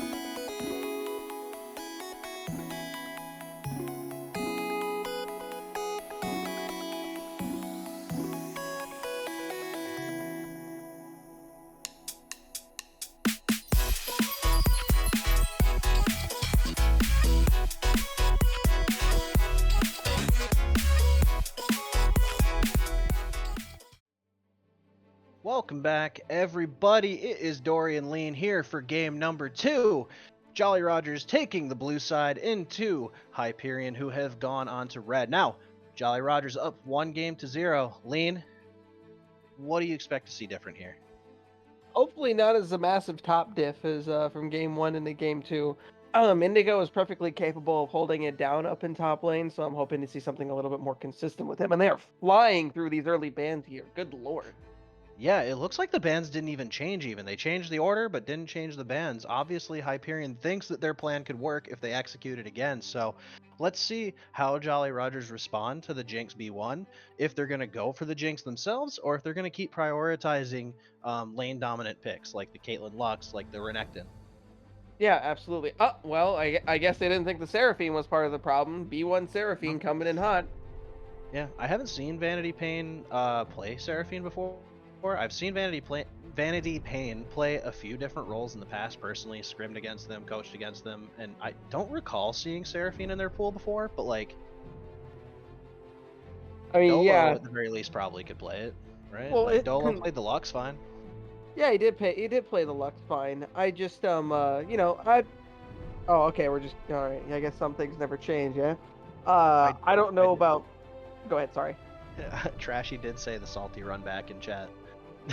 I didn't give him Seraphine this time. I don't know about advertising your support pick this early. Support counter pick is often pretty influential in games, so doing it now is certainly a choice. Yeah, that's absolutely right. But at the same time, Hyperion did not seem to think that bot lane was that much of a problem, so maybe stabilizing around Jinx, giving yourselves the Nami as a response to Seraphine, I think that's pretty good. What do you think? Yeah, I like it. I mean, it kind of does a similar thing for what Seraphine does. Still a little bit of healing, got a little bit of CC on the ult. The bubble is great too. It's not a bad pick. If they were looking for something like that, Lulu could have been on the table as well. Oh boy. That's a lane combo. Ashe Seraphine. Oh, yeah, Ashe Seraphine is quite the combo, and it does do well into Jinx. It does have the capability to do well into Jinx into lane, because it's not as mana dependent as Jinx is going to be early. But Jinx Nami has capabilities to pop off, man. Yeah, if they get a lead, this is the type of one on Hyperion side. The game plan needs to be to focus bot lane, and stick to that plan this time. What kind of picks do you see complementing that? Maokai, Amumu, the old Classico with 2 Qs? Amumu is still here with 2 Qs. Although now seeing that Nautilus pick, it's Ashe Nautilus and Seraphine mid, which I guess Vanity does play it, sure. And hey, there's the Maokai you talked about. Maokai top isn't prevalent anymore, right? That's pretty much assuredly Maokai jungle. I mean, not Malphite, Maokai jungle. Maokai jungle, 100%. Yeah. Maokai jungle, really powerful here. I like that they did execute on sending Vanity Pain the Seraphine in the mid lane. And it's a good transition. It becomes a much more positive Ashe Nautilus favored lane, in my opinion. But Maokai basically sets up free bubbles. So Maokai using Twisted Advance to set up free bubbles is going to give Jinx the capability to set up traps, and you have really good CC layering. So Ashe, believe it or not, has like CC advantage in a vacuum, but I think bringing Cleanse is going to be incredibly important in this lane. Yeah. Bringing anything but Cleanse is trolling, and Hyperion is very early telegraphing their intention to front to back with this combo here. It'll be interesting to see what kind of scaling they pick up mid. If Pandorum can whip out the A-Soul, I say this is probably one of the best times, if not the perfect time to do it. It puts the game on a timer, and Jinx and A-Soul together, when they get going, the game's over.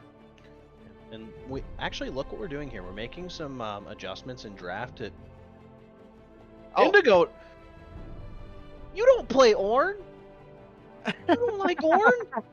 Oh no. Well, clearly Indigo thinks that he doesn't mind being the weak side, although this time he's more intentional about it, I will say. Ornn, I don't know if that's the pick there. I think Ornn is the pick. No, I'm talking about the Tryndamere being hovered right now. Oh, Tryndamere? Yeah. I mean, Tryndamere does, like, in a vacuum win that lane, and it does kind of play to their composition. But who's going to be diving back with him? The Nautilus and the Tryndamere. Like, the front-to-back CC of Nami, Maokai, and Ornn can absolutely stop those two. I definitely think that Pandorum's pick can mitigate Tryndamere, But in a vacuum right now, Tryndamere is in a place where he can hit side lane uncontested. So Pandoram's That's pick, true. Pandoram's pick has to be able to match side lane pressure. Lilia coming out, good pick for the jungler here. I do believe Hardstuck Brother plays it, so good pick here. I think the composition's good. I think the composition's a pick comp. I don't think it team fights particularly well, but at the same time, Jinx can't really do anything about a Tryndamere if Tryndamere gets a flank. So Yeah. I think Pandoram's pick like has to be able to match side lane pressure or just team fight. Just press R. Yeah, so rather than address any of the problems that the Lilia, Tryndamere, and Nautilus are going to give us, we're just going to keep pressing R until we win the game. That's what this comp is. Ornn ult, Maokai ult, Nami ult, Brand ult.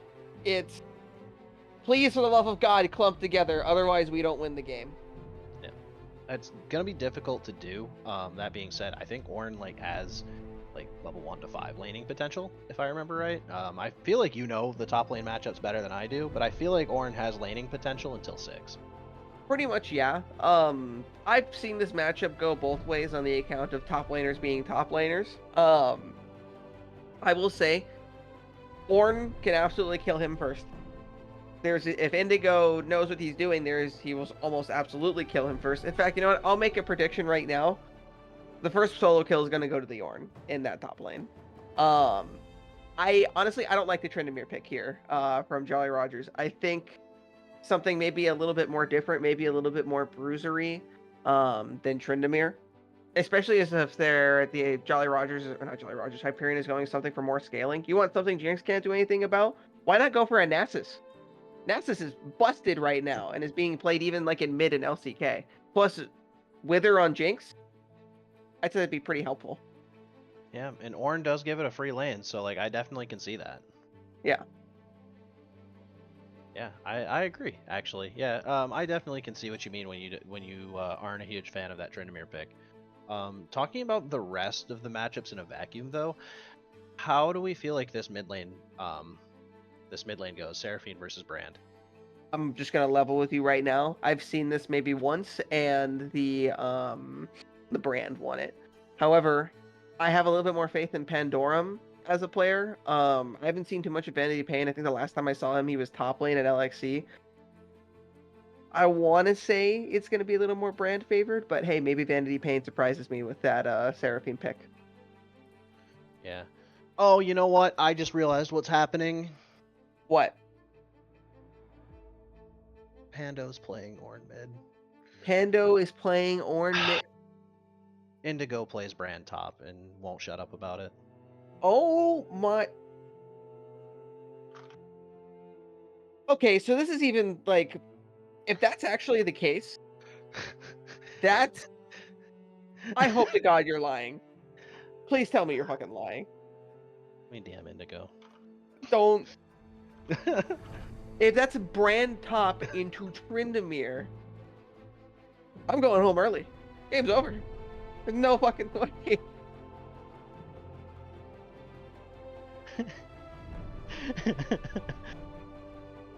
Watch it be like, who's their jungler? Maokai? Yeah. Nah, Indigo won't play Maokai. Indigo might play Maokai. Maokai mid? No, I'm kidding. It would like, it's like, you know the like, why can't you be normal meme? Yeah, seriously. I really hope it's not fucking Brand top. Like we put Indigo and Pandorum on a team, and we just can't resist the urge to just not be normal. like this Brand should be mid. It just should. But Please it's not put it gonna. mid. Let's see Please. what he locks it in. So for the chat, obviously you guys can't see what's being locked in. We will let you know as it's happening. Tryndamere being locked in top, pretty straightforward. And No, at the same no! time- Yep, Brand just got locked into top. All right, here we go. I want to take back whatever I said about flaming the Tryndamere pick. Nah, man, do your thing. You just got handed a free lane, I guess. All right, I'm hoping they're just screwing with me and they're gonna trade, but all right, Lilia being locked in as you'd expect. The champions on blue side were pretty firmly like aware of where they're going, but you never know with these guys. To answer So a chat question, they can swap after the initial lock-in, but you know how gold players are with listening to those voices. yeah, reigning, they absolutely can. They have until 30 seconds left on the timer to make their swap, so we'll let you know if it happens. Ornn did just get locked in mid, so we are waiting on the second round of bans right now. We'll definitely keep you guys updated if a swap happens by the end, but for now, let's talk about the matchups now as they've been changed. Do we have any idea what we think might happen with Brand versus Tryndamere? Dude, I'm guessing at this point. I've never seen this matchup in my entire life. I have no idea how this goes. If I had to guess, Tryndamere can kind of just run at him because Brand's not going to have any of his abilities early on, or at least for the first 3 levels. And top lane is the king of people dying in the first 2 minutes of the game. So I'm a little scared. Yeah. I saw somebody in chat now just say not jungle flex.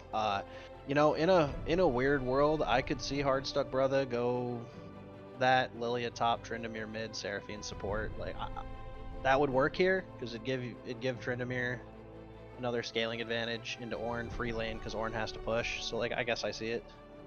Like hit 6 and then win the game because you're Tryndamere. But Honestly, Oh, go ahead. Sorry. I think I might just be like split pusher pilled. I might be canny pilled. Yeah, you might be canny pill. Honestly, I wouldn't be so upset at Hyperion if it was like Brand jungle, Maokai top, Ornn mid, because that would actually make some form of sense, right? It's easy setup for the Brand in terms of the Maokai W and whatnot. But no, we're just. All right, they swapped back. They swapped back. We no longer have time. I got a DM from Indigo right before he swapped back that said I let the voices in my head win, so I thought he was serious. No, they're Ornn's top. Lanes are back to what we expect. Brand is mid. You said Brand won the last time you watched it, so I'm inclined to believe you. I think Seraphine doesn't fit mid very well right now. It does in this elo because it's not punished for its like mana problems and wave clear problems. But I also think that Brand is really easy to pilot, and Brand players rejoice. Oh, I rejoice. Brand being in the jungle was a time of my life. Now that Ornn is back top lane, my original grievances with the Tryndamere pick coming to line. It doesn't really fit in with the rest of the comp and what they're trying to do. And let's be real here. Even if Nautilus, Tryndamere, and Lilia are all able to get into the back line, they're going to be CC'd. Like all of that stuff going on there, and you're going to have to be clumped together to do it a little bit unless you're all 3 of them are flanking. And even then, that's a wild play to pull. So Yeah. So Tryndamere's hope was definitely that like the CC capabilities weren't there. Like if I were knowing going into draft that I was going to be going for a strategy like this, like I personally would have prioritized like heavy peel bans. Like Nami's whatever, you can get through Nami as Tryndamere, but like Maokai unacceptable. Point and click route can't play into it. Amumu can't play into it. Ornn can't play into it. So I personally would have prioritized like 3 bans like that. Like I get being afraid of this top laner's pool. Or sorry, I get being afraid of the things that Indigo can play.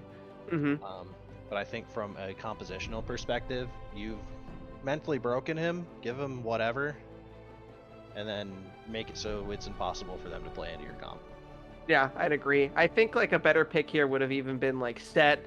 Honestly, I thought Kennen would have been a great pick here, but obviously they have the Lilia and jungle, so they're already a little bit too AP heavy. But like, you know, a Set so you can take that Ornn or that Maokai and dump them back on the rest of the team, or a Kennen for that big old team fight all that you can combine with the rest and layer CC. I don't know. There were better picks that did what they wanted that aren't so out of place. Yeah, that's definitely a good shout. Raining Wolves actually did mention. Everyone knows I'm a big Gnar fan. Gnar got a pretty fat buff this patch, and he fits the comp very well as well. Yeah. But we're going to see how the Tryndamere goes. I don't want to discount it because it is what it is. In this elo, especially in our elo, the lower we go, the more punishing Tryndamere can be towards people. So we'll see how it goes. But with that being said, we have game number 2 coming up here shortly. Jolly Rogers, Black Pearl. Haha, I got it. I got it. You in the chat, I got it. Going up against Hyperion for one more time. Let's see if we're going to get into a game 3 or if it's going to be a straight up victory. See you soon.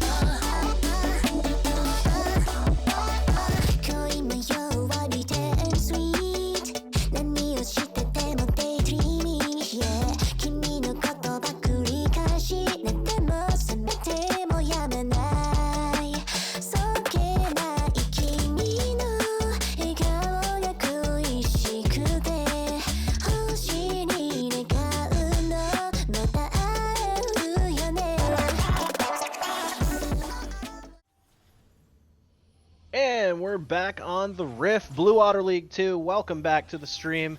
Dory and Lean here once again. Lean, take it away. I'm going to look something up on the other channel if you don't mind. Yeah, go ahead. So, after a pretty rough first game from Hyperion, right now we're kind of looking to hopefully for them to reset some expectations here, maybe go into this game with a little bit of a clearer mindset. It looks like the top laners already know where they're supposed to be. Seraphine and Maokai and Brand are having a little bit of party close to mid lane. Lilia was close to joining too. Pretty standard 5-point here, no invades. It looks like the Seraphine got a ward onto Maokai's red buff there. Always nice to have that little bit of early information to see where he's pathing. Yeah, definitely some good information because Indigo, now, Indigo and Granite are 2 tanks, so like they're not going to have a ton of damage as the game progresses to gank top, but I mean, obviously protecting this Tryndamere is the plan, right? Yeah, absolutely. It's kind of making sure that he doesn't become a very useless alt bot. Because last game, the Camille has her ult. The ult is very useful in a vacuum, and if you use it properly, even if you're down gold, theoretically, you can still be a human being on the Rift. Tryndamere, not so much.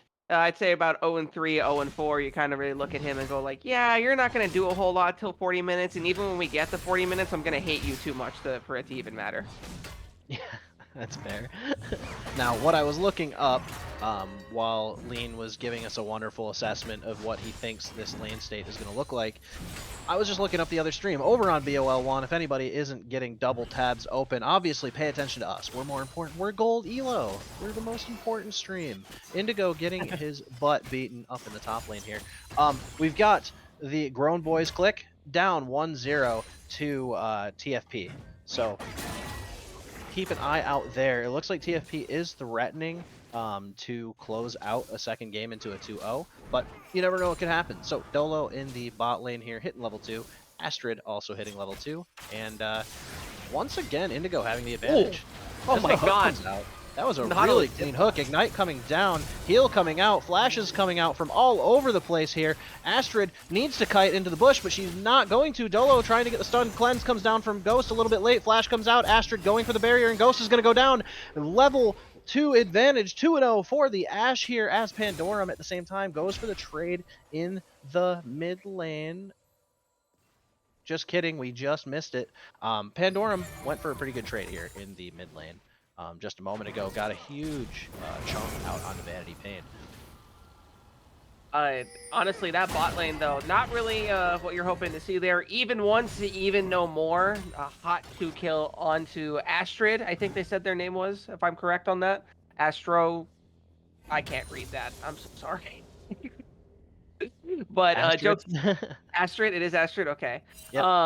Yeah, the 2-0 on Ashe, very helpful for this early in the game, and honestly, just got to keep the momentum going.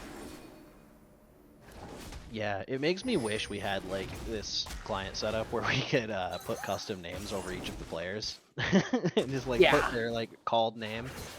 But yeah, so anyways, if anybody didn't know, we've got Astrid on the blue side playing ADC, playing the Ashe. Granite EX barely surviving there, and we've got Ghost the 7th, who some of you may know as Attila, playing in the ADC position. One thing I want to point out for Granted's sake as well, Granted does not normally play jungle. I believe someone in the chat said this was his 4th best role by Granted's own admission. So oddly, he's not playing that bad, all things considered.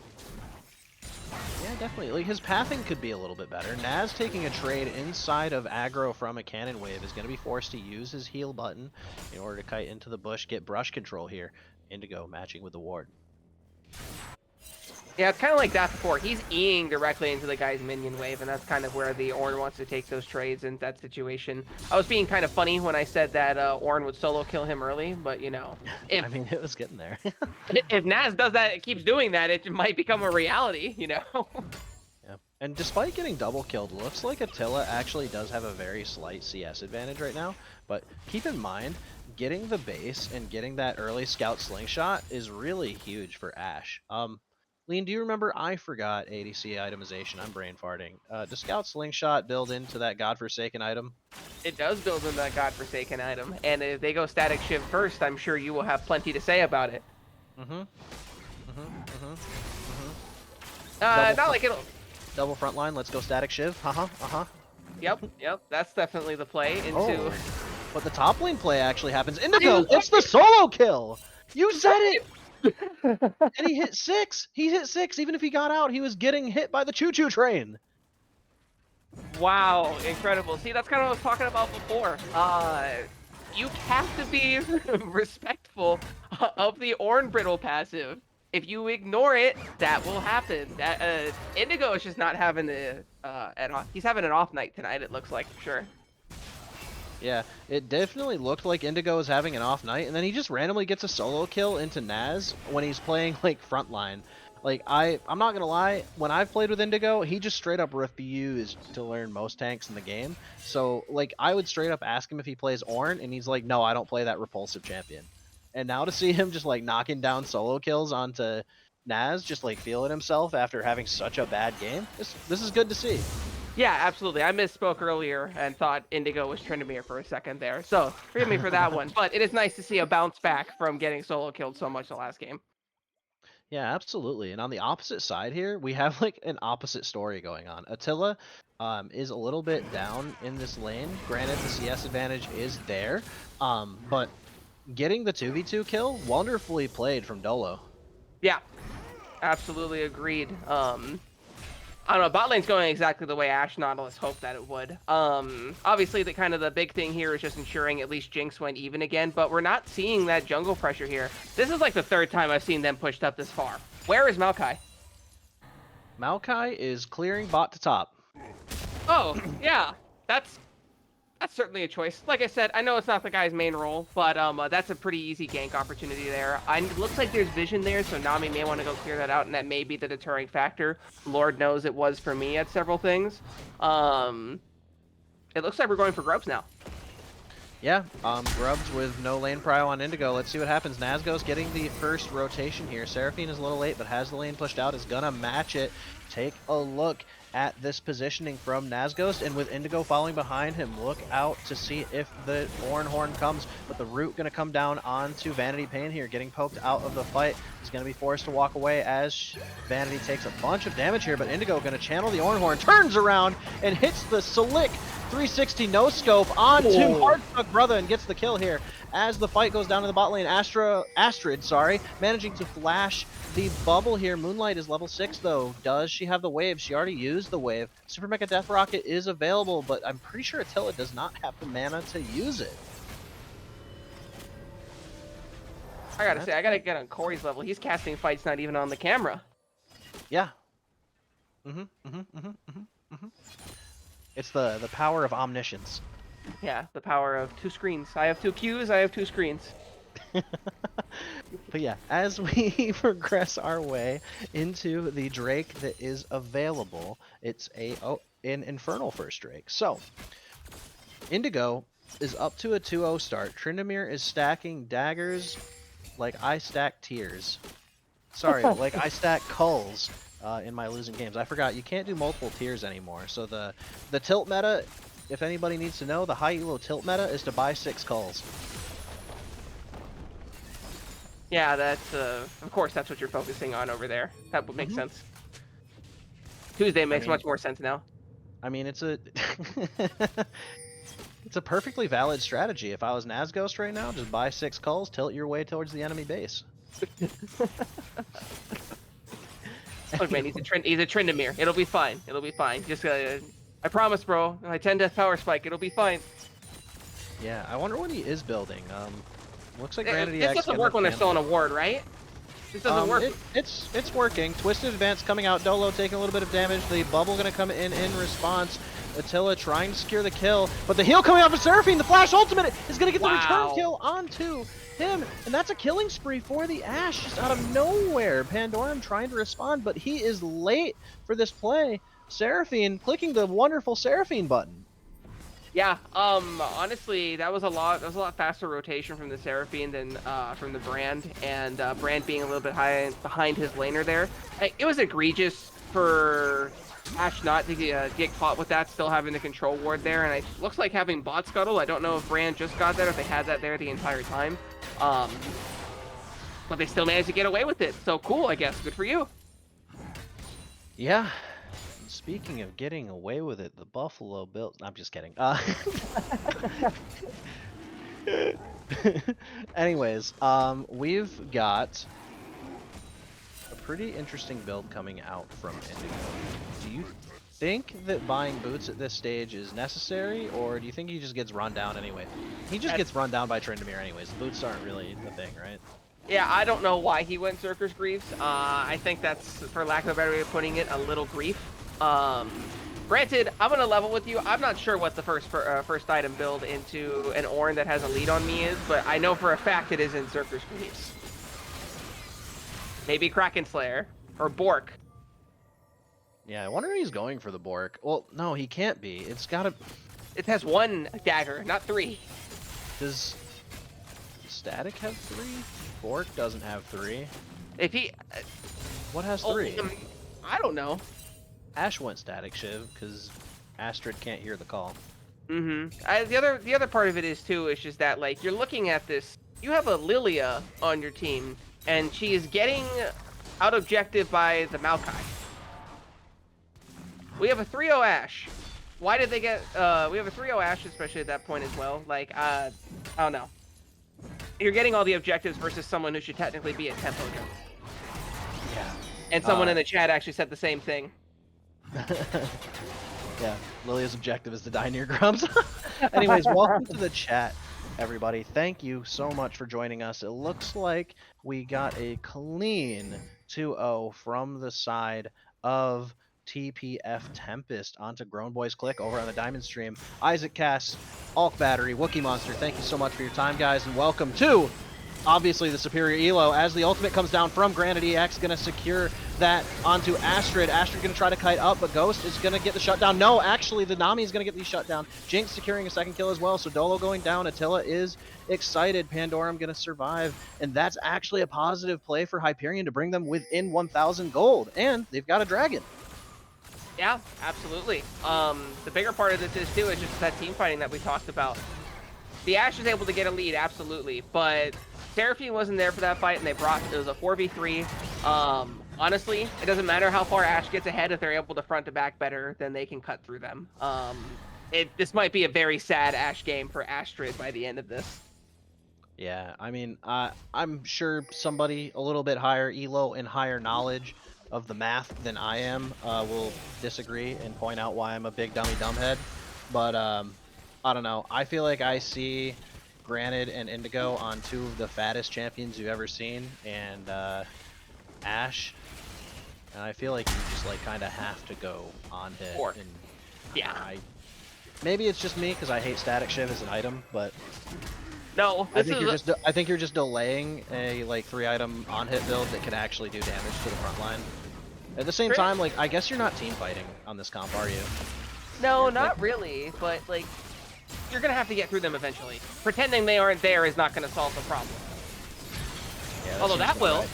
Yeah, that will definitely solve the problem. As the flash comes down for Dolo to secure the kill with Ignite. Moonlight might actually get dove here. Dolo gonna take the aggro, but actually the ADC takes a bubble, but it's not gonna matter. Dolo getting out. Another great setup from this Nautilus pick. Dolo making it look easy. Yeah, real. That, aside from the Nautilus hitbox being it's a normal egregious that it is, because we've all seen some wild not hooks in our lives that shouldn't have hit. He's killing it down there. Ash is the sole thing driving this. Ash and Nautilus, I should say, are the sole thing driving this team right now. We just missed it. Looking topside. Attila hit a random, I wouldn't say random. Ash was sitting there hitting the turret and ate a super mega death rocket to the face. So, that's what happened there. Attila getting the return kill onto Astrid. Astrid doing their damnedest to keep this as a close game. Yeah, absolutely. And plus, you're in a little bit of a funny spot, too, because the Jinx is, down 2 kills and 30 CS, but the front line in front of Jinx is also kind of doing well. So, you give her a little bit of time, it's not that big of a problem. It's, like I said, this is a really uncomfortable situation for Jolly Rogers. Yeah, like, they definitely have advantages in their pick, but we need to see lane open up or we're going to have a problem with scaling, right? Yeah, that's the biggest part here. Letting Jinx, Brand, Ornn, and Maokai scale is a fucking awful idea. I agree wholeheartedly. Nazghost over here getting a little bit of poke down. It looks like he built Flicker Blade. That's it. Tryndamere does build Flicker Blade. So Even- we'll see how that goes for him. He takes a little bit of poke here, but he's going to be able to walk away. He is, in fact, a Tryndamere, and a bubble is not the worst thing in the world. I don't know, someone correct me here. I still feel like Bork is the first thing you buy against Ornn Maokai. But maybe that's just me. Maybe I'm wrong. Yeah, I feel like I said the same thing about Ashe. Like, how hard does, like, I don't know, how hard does double on hit go here for your ADs? I feel like it goes super hard, but like I don't know. Flicker Blade is not the move for me personally. I think that's kind of pretty grief, all things considered. I think it's more of like following u.gg. It's like Flicker Blade and Static Shiv are the most used, so that's what we're gonna pick. I guess, yeah. I mean, sure, you'll clear the wave, and you know, your abilities will always be up. You can spin on people, but doing your best Garen impression isn't gonna win you top lane. Yeah, I definitely can see the point coming from PPS delivery service. That makes sense. Get him out of lane quick. Maybe Navori or Flicker Blade does that. But we have the flash coming out from Maokai. Oh wait, the return coming over here. We've got the ultimate coming out, and Pandorum gonna actually go down to Astrid. Flashed over the walls, granted EX, and Dolo is gonna survive. Yes, he's gonna get the heal off, gonna get the shield, and he's gonna survive. Double kill coming down for the Lilia. And that is going to be a one fight for the Jolly Rogers yet again. Was Brand out of position there? Because I saw him take a bunch of that CC as well, so I'm kind of wondering if the positioning issue was that there was a positioning issue there. But yeah, this comes out to the fact that honestly, with the lead, they're just grouping now. Yeah, they're at a point where they can start to just snowball out of control. If Tryndamere can push this wave and keep Indigo off of it. Indigo is just sitting here in Elo hell, just being like, guys, what's going on? Are we okay? Tryndamere hasn't taken tower yet at 17 minutes. I'm doing good, right? I mean, yes, and that comes down to that part as well. I really think the biggest issue here was the inactivity from the Maokai. Bot lane was pushed up several times. After that, it's just like we're not getting our Ornn out of lane so we can start spreading the lead down the rest of the map. Honestly, like it seems that they're struggling at the thing that Jolly Rogers was so good at last game with the Renekton, getting that down towards the bot lane so they can start neutralizing the Jinx that was either ahead or even for most of the game at that point. Obviously not a similar situation now. Yeah, and we actually have Attila able to heal a ton here. Nami going for also a u.gg build, Imperial Mandate, which I think is a good item. I think it's a good slam, so I agree with it. Jinx will definitely need probably like a Moonstone or something though in order to stay alive and kite out these fights. So I feel like there's a good chance we're going to see an Echoes of Helia or something, but like I personally would be targeting Moonstone here. Yeah, I'd agree with that. Moonstone, I don't know if Ardent's the play anymore with support builds. You're the support player, you tell me. But Moonstone and Ardent would be on my list to buy if I were this Nami right now. Yeah, I mean, Ardent's weird on Nami, but I think it's usable. But at the same time, I guess it's buildable. Like, I don't know. I feel like I'd go for like Moonstone Staff of Flowing Water or like Moonstone Echoes. But I feel like the Moonstone probably needs to be the next path. Or hell, even if they need to delay fights so that they can kite Tryndamere, they can go for like Moonstone and drop a heal circle button. You mean Redemption? Redemption, that one. Yeah. See, I got you. Yeah. Oh. I was about to say, did Tryndamere give up? What are we doing here? But he just eats away. Yeah, he's chilling. He just needs the Navori passive to go through so we could eat. As the teleport comes down and gets matched here, we have Indigo coming out to teleport, trying to get priority over the lane. Tryndamere gonna walk away instead of going back to lane here, instead of going back to base. By giving up this priority though, are we gonna see this tower go down? Yeah, he just decided, you know what? That ward in Baron Pit is worth more than my tower. Yeah, we actually are going to look bot lane here as a fight breaks out. Lilia going to get the kill onto Pandorum off to the backside here, while a he got a little overextended there. Vanity Pain making the good rotation. We actually have the ultimate coming down in the mid lane as a response here. Granted EX getting Twisted Advance in response. Dolo going to survive though. Ash kiting this fight out as best as he can, but now we've got a 4-man fight, except the Rift Herald is not interested in participating in said fight. Moonlight taking another kill, doing his absolute best to be the true carry on this team, while Attila is just like, please feed me. As the fight gets ready to start, is this Rift Herald going to make it all the way? It goes down. Granted EX going to get kited out. Astrid trying to get the damage, gets just enough damage to get the killing spree off, and the bubble comes out. Not the bubble, the wave, as a Q from Hardstuck Brother does not find its mark. The flash Q does not have a sleepy time after it. So unfortunately, that's going to be flash for 0.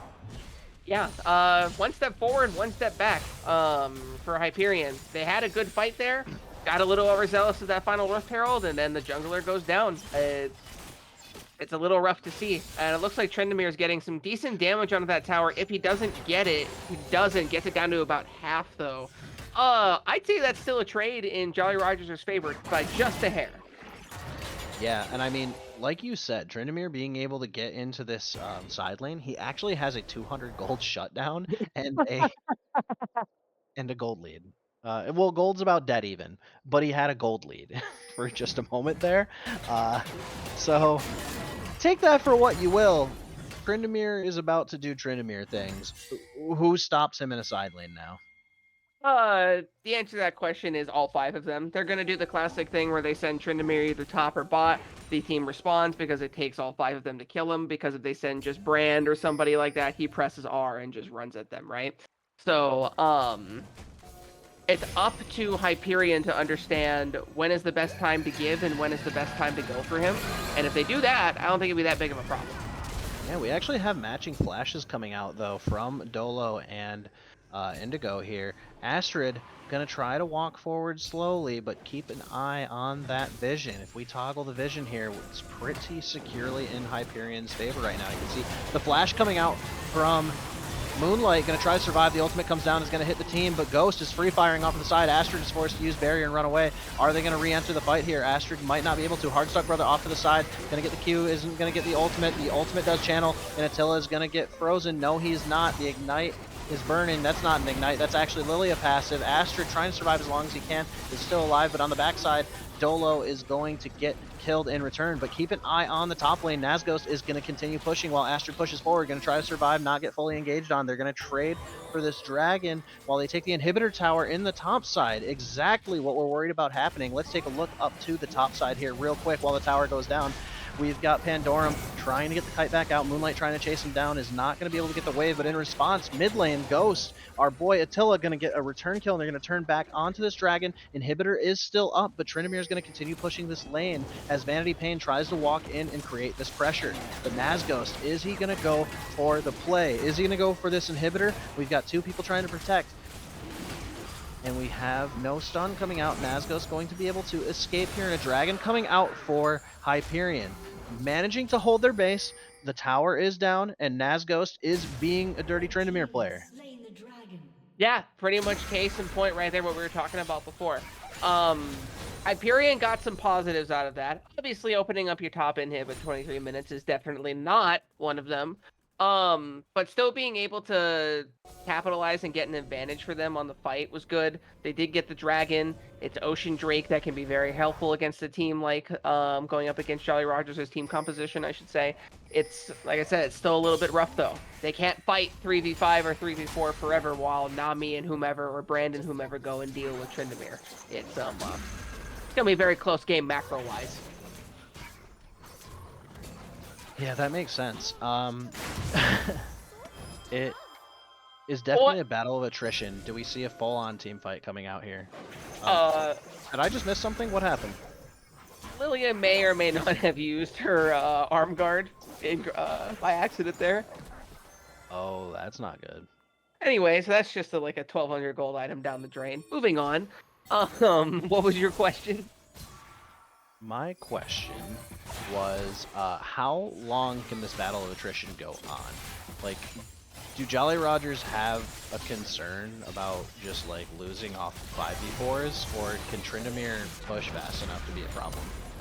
I definitely think we're in the Tryndamere can push fast enough to be a problem, and he appears to be listening to us because he bought a Bork now. God bless. In terms of this, like, yeah, I definitely say that there's like, oh, here we go.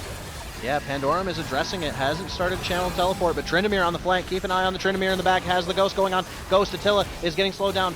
Ghost goes for the flash. Is getting the root. Doesn't have to channel the unstoppable, the Undying Rage. That's it. Doesn't even have to channel it. He's still got his ultimate. They're going to chase him down. Pandorum being forced to flash out. And the very first time that Nazgos joins a fight, it is a damn near clear for the side of Jolly Rogers. Yeah, very much so. Redemption getting solo killed by Orin early on. Honestly, it is egregious that a Tryndamere without TP, just Ghost and Flash was able to out-rotate a Brand with TP, and it looks like he had wards or at least minions in certain areas he could have TP'd onto as well. There's a ward by the Raptor pit right there. Oh wait, that's blue side, excuse me. Anyway, there are still areas for him to TP. Brand should not be getting out-rotated there by someone who doesn't have it. That just needs to be a little bit of an earlier call for them. Yeah, Tryndamere's fast. He's super fast. He crossed that map so fast. Like, I didn't even notice. I was expecting this to be like a 4v4 while Tryndamere held Brand in place, but it ended up just being both of them ran really fast at the fight while we weren't paying attention. Yeah, I honestly, until you said Tryndamere on the flank, I was like, oh, I was like, I wonder if they're just going to push the entire time, but clearly not. Honestly, I feel like despite the, what's that, a 9k gold lead? Or a 10k gold lead? I can't even say that anymore now I know it's 10k. I was going to say this, could be a little closer than the gold lead entails, but no, not really. No, and it's funny because, like, you expected it to be, like, all Tryndamere last game, and, like, it's definitely Tryndamere now again. It's 1,300 gold, but it's cool to see Jolly Rogers able to, like, play so versatile and around so many different carries. Yeah, Because absolutely. this Tryndamere did not have to be the boss. This Tryndamere did not have to be the boss, and like we said before, stylistically, this doesn't really fit with what Jolly Rogers is trying to do. But Nazgos is apparently just the better player, clearly evident. Yeah, Nazghost is him. I don't know what to say. Yeah. Yeah, Brand going for the kill, not really going to do anything. Nazghost able to just not only beat half of Pando's HP out of him, but then heal, use red buff to continue healing, and then push the wave, get the inhibitor, take his wallet,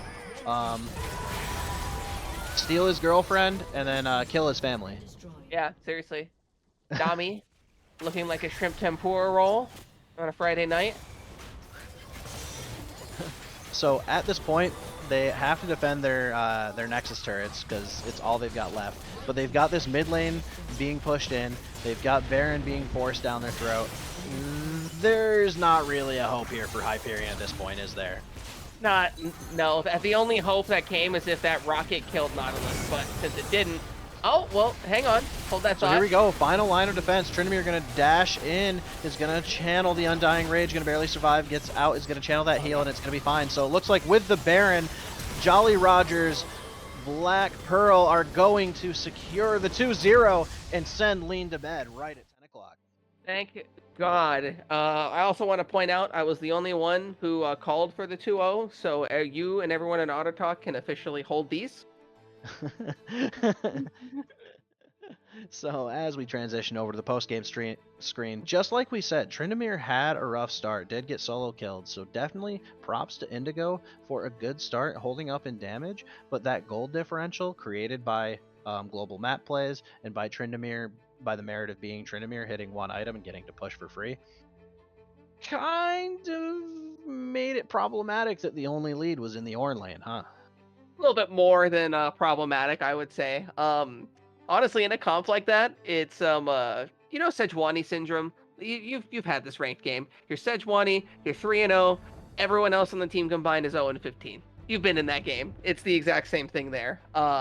It's just really unfortunate to see. It was a good Ornn performance, but Tryndamere just does more on the map.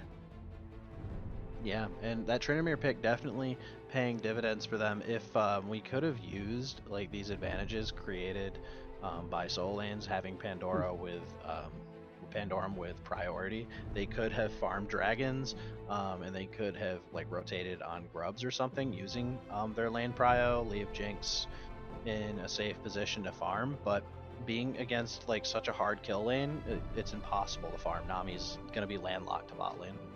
Yeah, I'd agree. I don't know. You would have liked to maybe see Pandorum on something that could control the fight a little more effectively. I'm not sure how much a control mage particularly helps here, like maybe a Malzahar or Oriana. I could be trolling for all I know, but I feel like that might have been a little bit better comp just because it has that lockdown to prevent Tryndamere from absolutely buttering your backline.